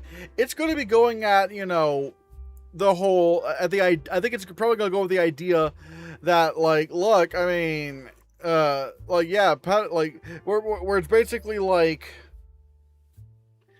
sensationalizing sex crimes is not really doing much to take the issue more seriously. It just by making it about TV ratings, it becomes more of like a kind of contest kind of thing, which is very weird. I think that's the angle that the movie's going to take it in, which is the angle it should be taken in, but I don't know if people are going to respond to that right, because they don't like thinking. However, A24 and Robert Pattinson could market and campaign hard. Maybe.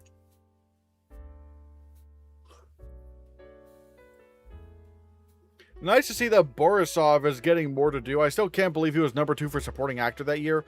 It was either him or Edward Norton, but I would not be surprised if it was Borisov. I tried predicting Borisov for a few of those precursors, but that never manifested.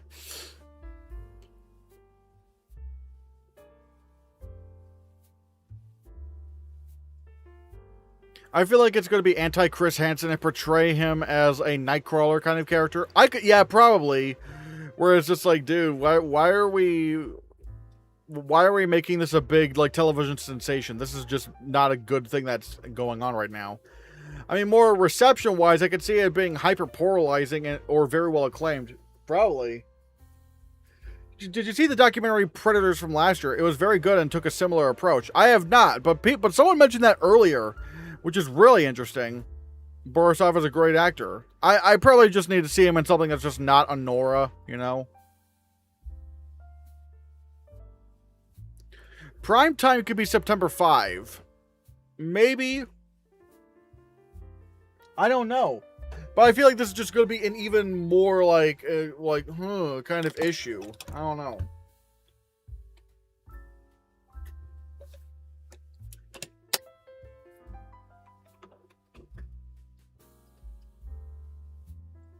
The Batman push to 2028 is kind of sad. It really is.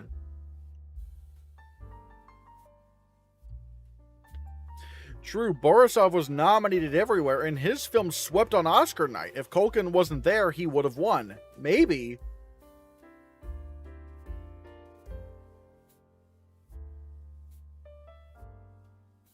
Off topic, but I watched I watched Toy Story 5. It'll win animated and song. It probably could. It might. I mean, who knows? We'll have to see. But that's not really like completely out of the question. It really could.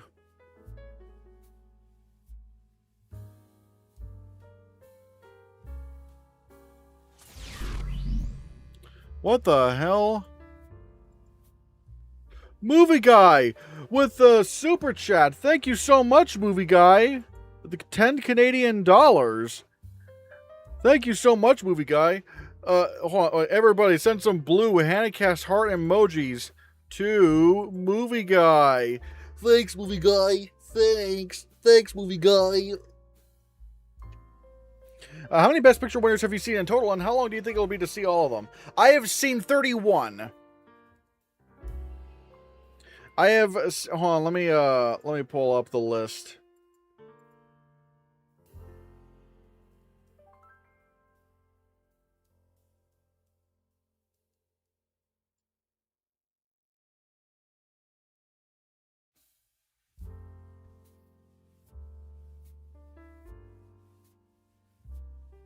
I know I had it up earlier. This thing is just slow.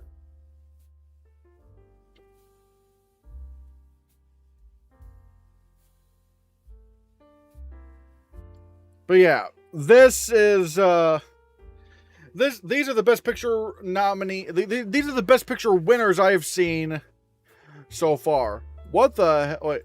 I have seen all the Best Picture winners. I mean, no wonder you're Movie Guy. I mean, damn. Like, you watched so many movies. Watched all of them. God damn. I have seen 55 Best Picture winners. Okay, yeah, I need to really, like, get on that. Like, tonight I'm going to be watching The Invite. But, I mean, if there's enough time tonight, I might try to watch...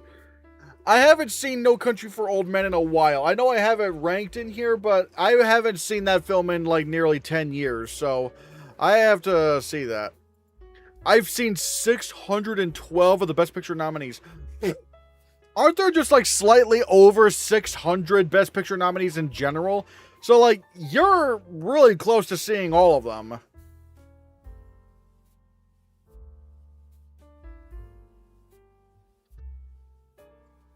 I am excited to see the invite on Wednesday. Everyone's loving the invite. Yes, there are 624 in total.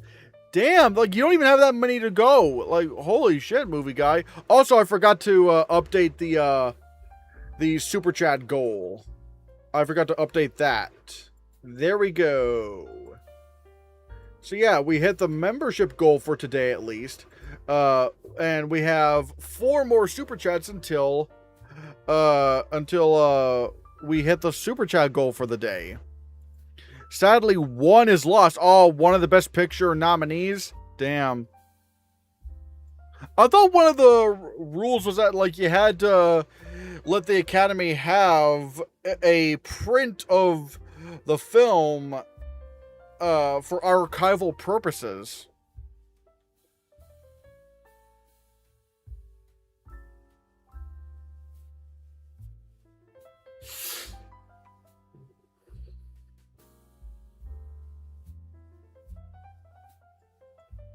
The Patriot 1928. Damn.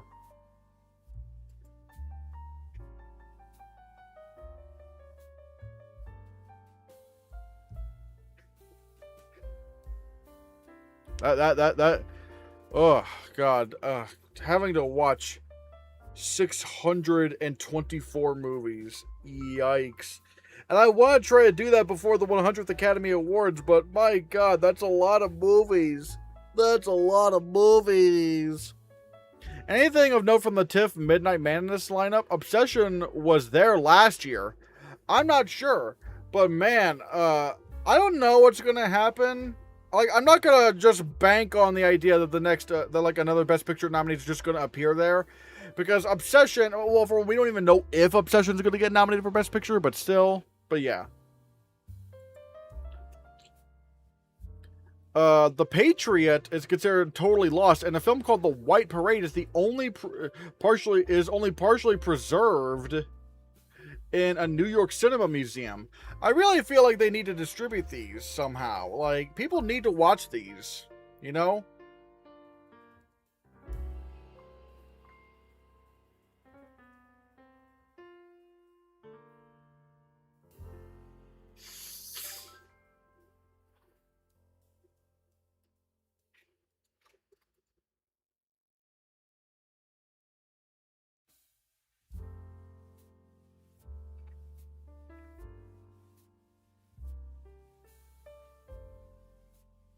Which Best Picture winners have you seen? These ones. These are all the Best Picture winners I have seen. My suggestion would be to watch one a day or spend a day watching a marathon. That works for me. Maybe, but I do procrastinate sometimes, so maybe. I don't know. I think there's a high chance that Indy Never Ready could win Critics' Choice. My God! Yeah, maybe. That is possible, especially since they're first this year.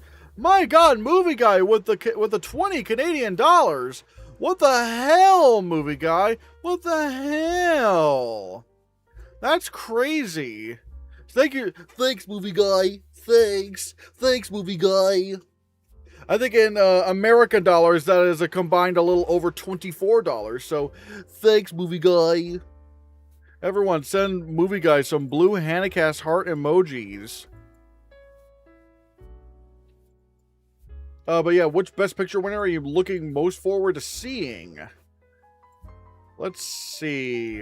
Which one am I most looking forward to seeing? I'm very curious about Amadeus. Amadeus is one I'm very curious about. Like, all right.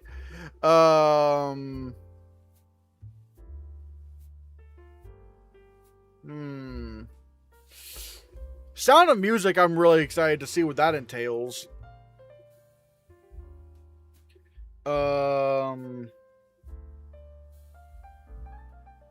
So yeah, I don't know exactly how, like, I'm trying to think.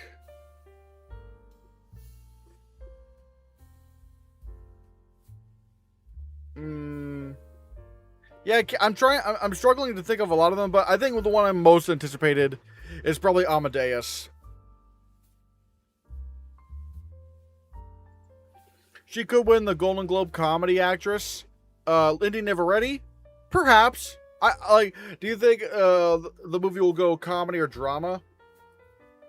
I think it's probably gonna go comedy because the Globes do that, and I don't like. It's probably gonna, yeah, it's probably gonna go that route, especially since Curry Barker was known for making TikTok skits or YouTube skits.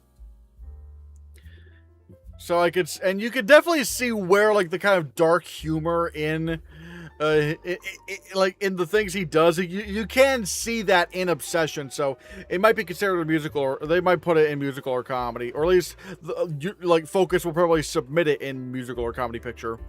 Network, which won 3 acting prizes and original screenplay, is the film with the most above the line wins without winning Best Picture. Ooh. I saw Sound of Music in the 4th grade.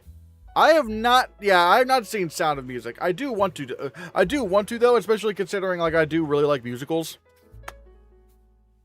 Some people are trying to predict both Neveretti and Rosalind Elizar, but that scares me. The one newcomer too much. It really depends on how strong the lineup is, really, and really how many Best Picture players there are. Because, I could see a world where that happens, so maybe. I understand why Get Out was a comedy musical. I mean, probably because they, the movie is pretty funny at times, but even then, I think it's really a studio strategy thing. Hey, we'll probably be more likely to get nominations if we put it in the musical comedy category, which is probably a smart move considering the movie didn't even get a screenplay nomination, despite the fact that it ended up winning the Oscar for original screenplay. So yeah, I loved Sound of Music. I mean, like I said earlier, it's I love musicals and I hate Nazis. It sounds like a match made in heaven for me. I'll probably get on to watching the ones from the mid to late 40s soon. I've only seen Hamlet from that era. I have not seen Hamlet. I have not, but I am curious about that.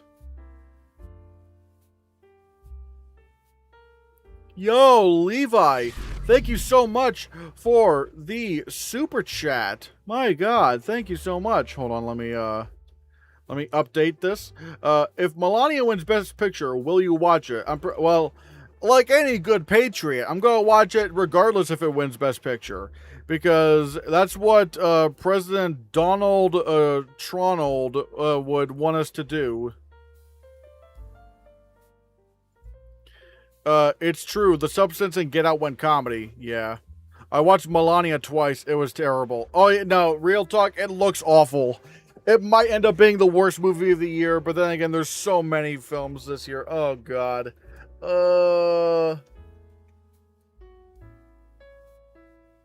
Yeah, Donald Trump. Yeah, exactly.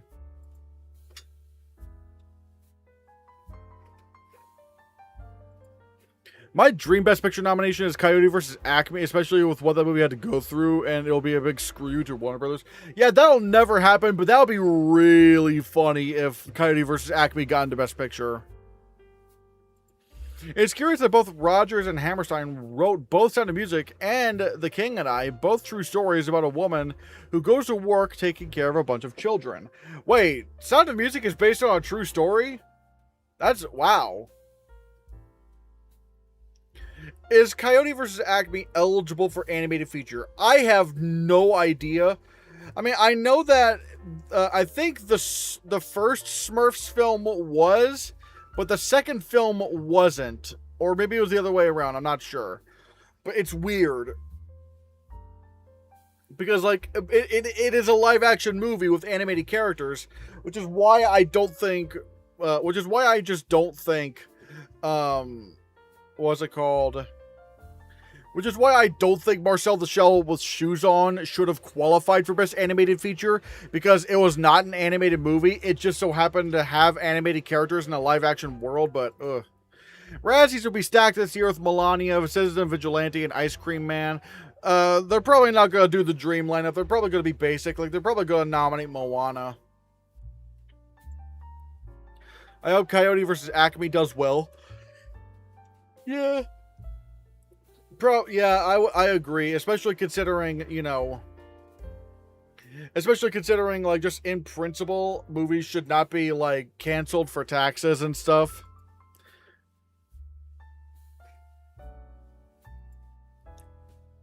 Razzies will do Scream 7 but ignore The Bride. Honestly, I think the exact opposite might happen. I think they'll do The Bride but not Scream 7 because I don't think they want to... I think they might be worried to, like, speak on the whole Israel-Palestine thing.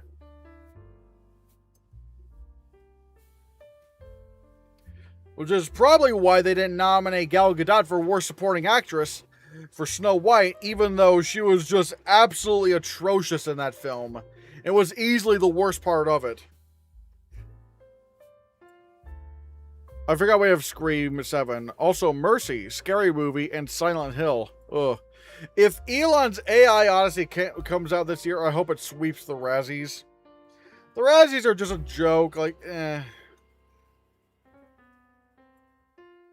Speaking of Ice Cream Man, why wasn't I surprised that of all directors, Eli Roth would use generative AI? Because he just makes slop usually, so he doesn't care. I still think The Bride could make the makeup shortlist and maybe a nom since Bale is full body. Yeah, no, here's the thing. I do not care how much of a big box office flop it was or how much everyone hated it. The makeup branch will go for the weird shit. They will go for the weird shit. Is this your ranking of the Best Picture winners? Yes. Of the ones that I have seen, yes.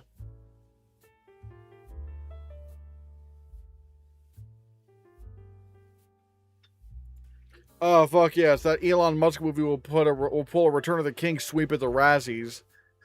Ugh, God. Imagine if, like, every nomination was from Elon Musk. Like, he wins Worst Actor, Worst Supporting Actor, Worst Actress, Worst Supporting Actress. Because all of them were just... Or maybe, like specifically Elon Musk's computer. But, I don't know. Maybe.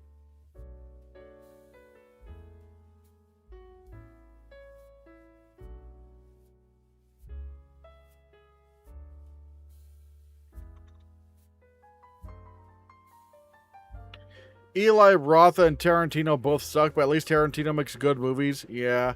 Shape of Water is a good film. I enjoyed that one. I really do love The Shape of Water. That movie's great.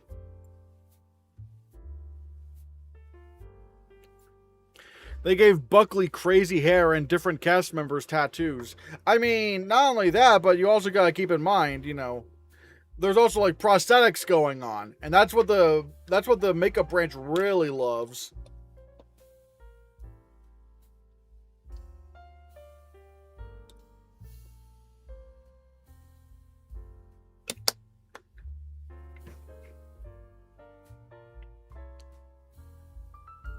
The Razzies need to introduce a most egregious AI slop category, maybe, but at that point they would also be hypocrites because they also used like AI slop to run their most recent ceremony, and it was like actually awful. It was so horrible. Apparently, Ice Cream Man is showing in 35mm at the New Beverly in LA. Don't fall for it. Do not fall for it. Don't go watch it. Ugh, we cannot let AI win. No.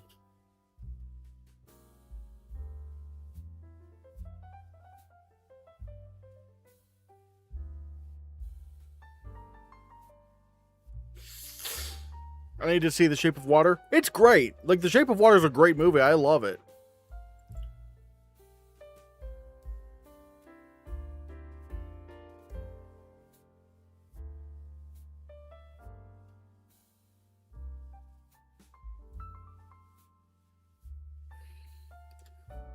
I can't quite answer that, Baby Born, because that is Odyssey spoilers, so I can't really answer that. So,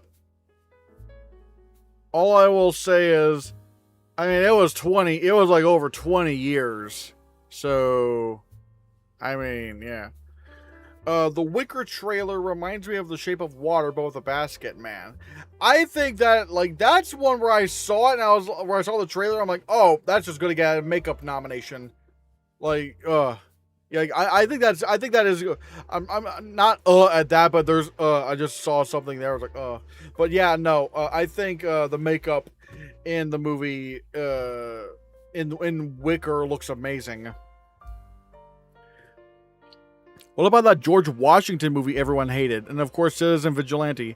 Those could be in the running too. It really just depends on. It really just depends on like what the Razzies really want to do this year, because they really just want to nominate the most popular bad movies.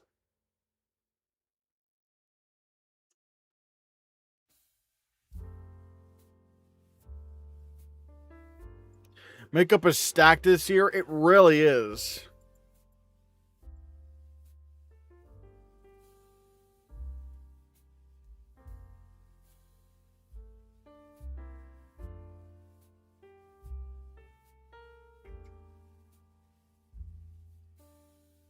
Like we got Digger, Werewolf, The Odyssey, Madden. I don't know what's going to happen with Madden. I know that so was going to Amazon Prime, but like there were movies that I just did not know what was going on with them, and they still got, like, for example, like the Fire and, like, what was it? Like Flamin' Hot was like a Hulu movie, but apparently there were uh some Academy eligible screenings, and same thing happened with oh,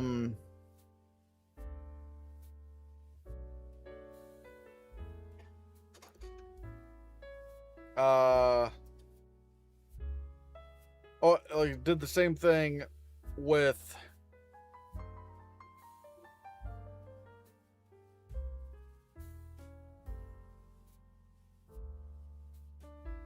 I don't know, I lost my train of thought.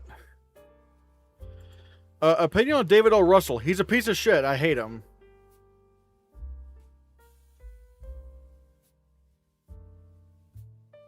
Nick Cage looks more like Trump. I mean, yeah, but he is in prosthetics and a fat suit, so he might get in.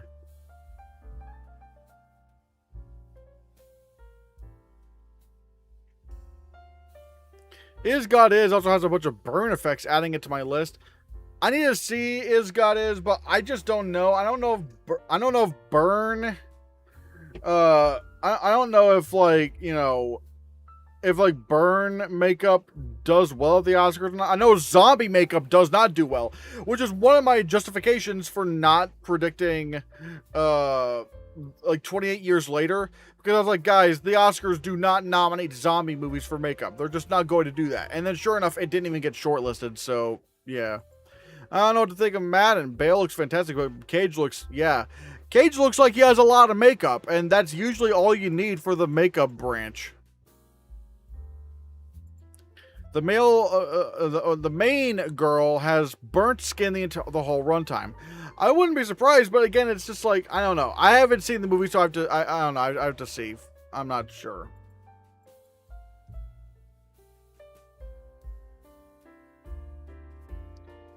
Have you seen Best Makeup nominee Bad Grandpa? I have. I actually think Bad Grandpa's great. I think it's a really funny movie. And the funny thing is, it actually did win Best Special Effects Makeup at the Makeup and Hairstylists Guild. And I'm not gonna lie, maybe it should have won the Oscar. Like, Bad Grandpa had some really good makeup. Does Is God Is have a chance for lead actress given the weak year? The two sisters look incredible. I really think that's just gonna end up being a no nominations movie. I don't think anyone is really paying attention to that film, so I'd say probably not.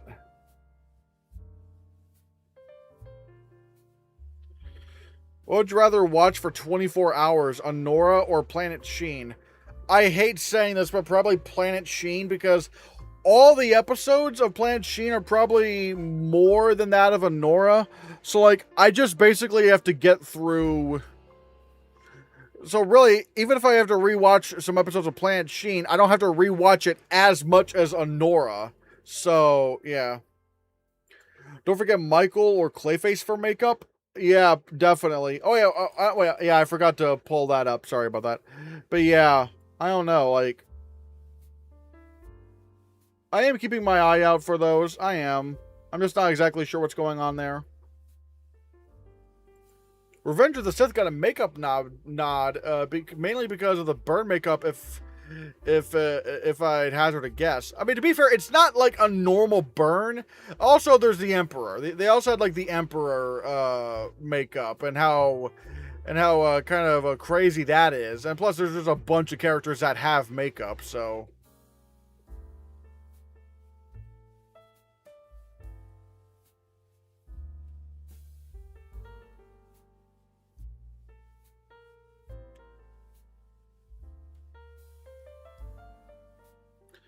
What other categories are stacked this year besides lead actor and makeup? That's tough. I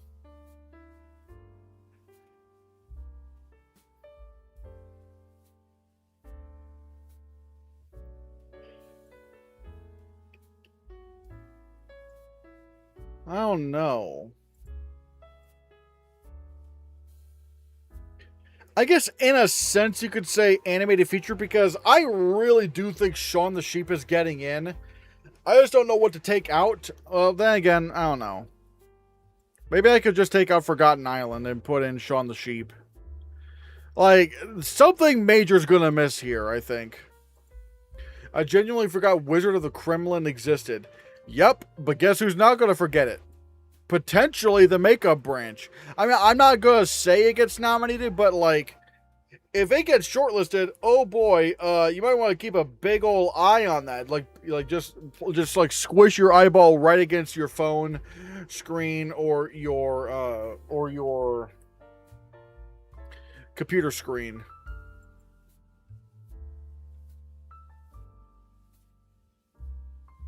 I might get ready to I might get ready to head out.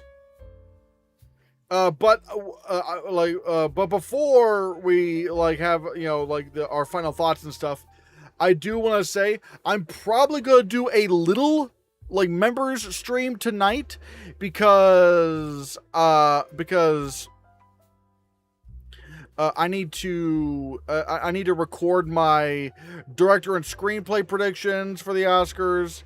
But I'm good. But I've been recording all those for members. Like, and we have like a little Q&A chat type thing during it, and it's been a lot of fun. It's been really cool. And the video itself will still go up publicly, but edited. But the live recording of it, I've been doing that for members. I would say animated is stacked, but we haven't seen any of the lineup except for Toy Story. I mean, true. Although, to be fair, Forgotten Island has also had some reactions, unless you mean literally us, but I don't know. What would be something that misses the makeup shortlist that would be a surprise? Well, I guess, like, the biggest miss, I guess, would have to be Digger. Like, if Digger doesn't get into makeup and hairstyling, I would be shocked. Wicker is another one where I'd be like, really? Maybe Clayface, but maybe a lot of that is CGI. I'm not sure. So yeah, I don't know. Maybe those are the ones. Do you think the Academy will back Odyssey and casting purposefully to defend the online hate? I can really see that happening as an activist sympathy statement. I mean, I think that could be a part of it, but also the Odyssey just legitimately is really well cast across the board. So I think it could still win based off of that. Yeah, Sasquatch Sunset missed makeup, and that was unexpected. Yeah, that was major, and what it lost out on a shortlist. It lost out on the shortlist to Maria, which, like, I mean, sure, the hair stuff is kind of cool for Maria, but like, I feel like Sasquatch Sunset was just an even bigger achievement.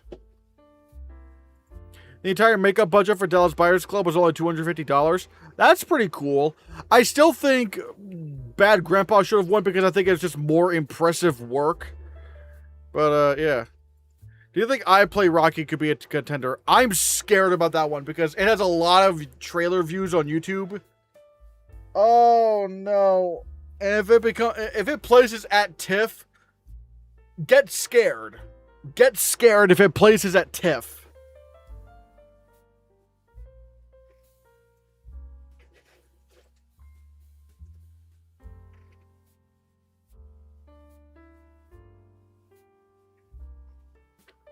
Will Obsession win Best Box Office Achievement at the Globes? I'm not gonna lie, I think it might end up being Project Hail Mary. Because I feel like Project Hail Mary is going to be a film that, like, no one's going to be serious. Like, they're not going to vote for it to win anything at the end of the day. So maybe this might be seen as, like, a sympathy vote. I don't know. I think it could place at TIFF. Oh. Oh, no. Not I Play Rocky. No.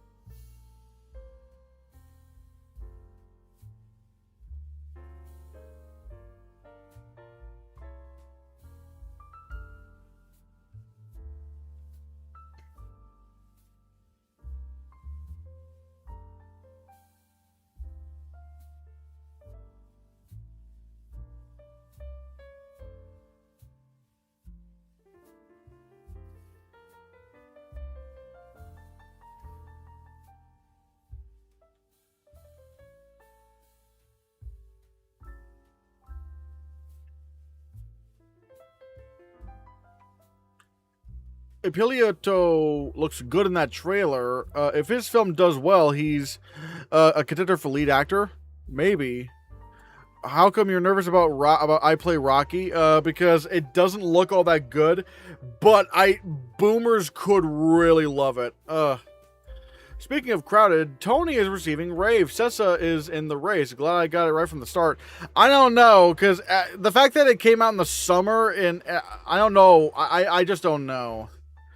I can't remember the name, but there was an early 2000s reality show in which a black family and a white family were race swapped in a social experiment that received an Emmy for nod for makeup. I know exactly what you're talking about. I saw this from what was it? Jarvis Johnson. Jarvis Johnson, and like he did a video on it. The show's called Black White. I know exactly what you're talking about. Jarvis Johnson and what was it?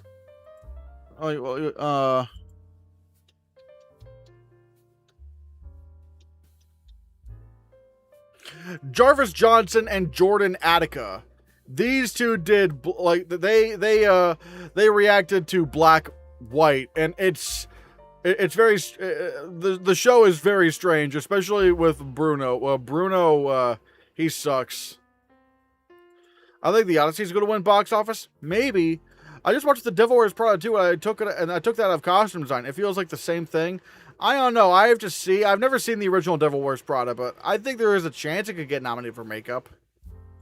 I hate the Best Box Office Award. I do too. It's really dumb. I would have nominated I Love Boosters for costumes, but that won't be campaigned. Yeah. I could honestly see a world where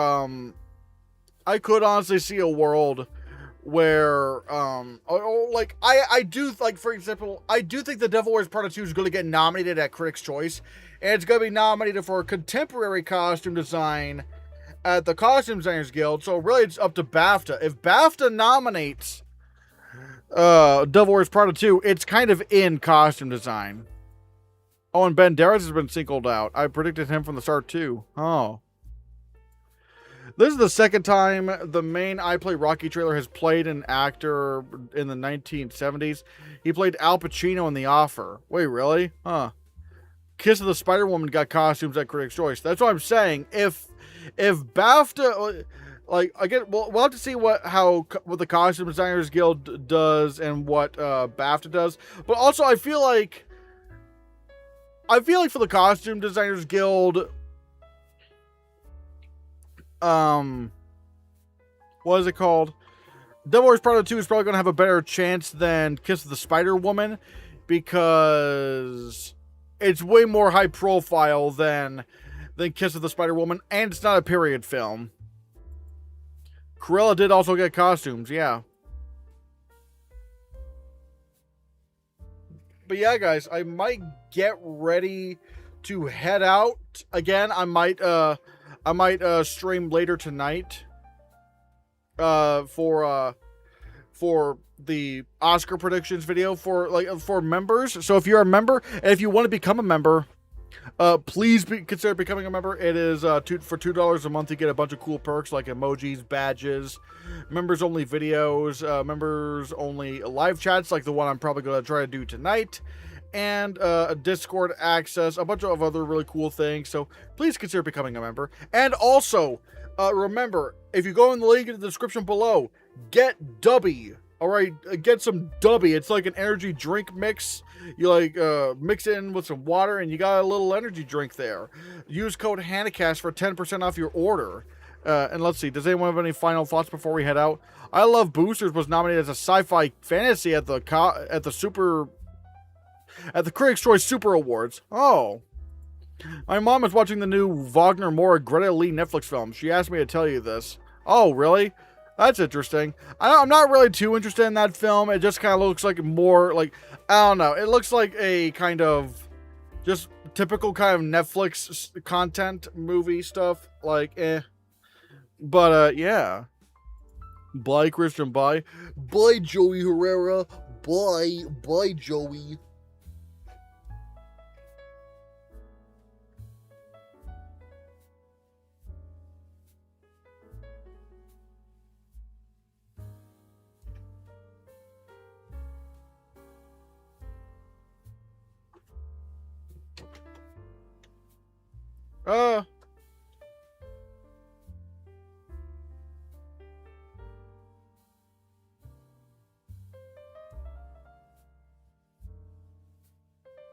I'm predicting Matt Damon to win Best Actor. Same. But yeah, guys, any final thoughts before we head out?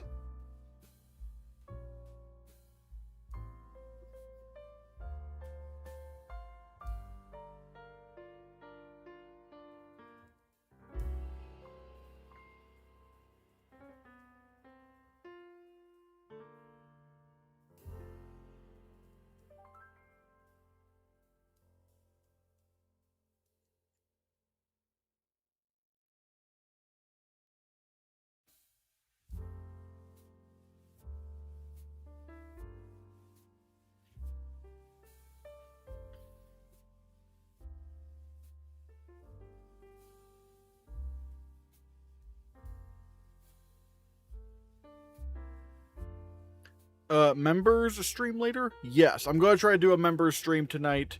At the very least, you know, like maybe about an hour or 2 hours from now, something like that. I don't know. I'll probably put up the event, but it's not gonna be a long stream. It's gonna be like an Oscar predictions stream recording kind of thing. So yeah, it's gonna be like one of those. I don't understand why the Set Decorations Guild has a musical or comedy category. Would have understood an independent film an independent film category. I don't know. I kind of like it being like contemporary period and fantasy, sci-fi fantasy. This might be my favorite Oscars season. If this becomes an Odyssey sweep, then yeah, it might be my favorite too. Because I need the best film of the year to win. I need the best film of the year to win. I'm tired of it, you know? I'm tired of bad Best Picture winners. We need good Oscar Best Picture winners again.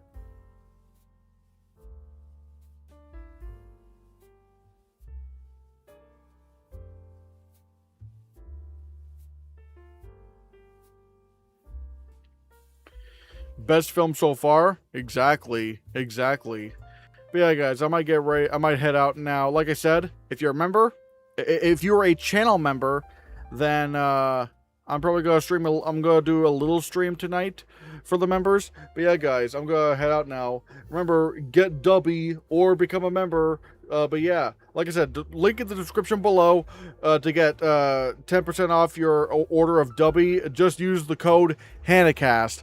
Bye, everybody. Bye.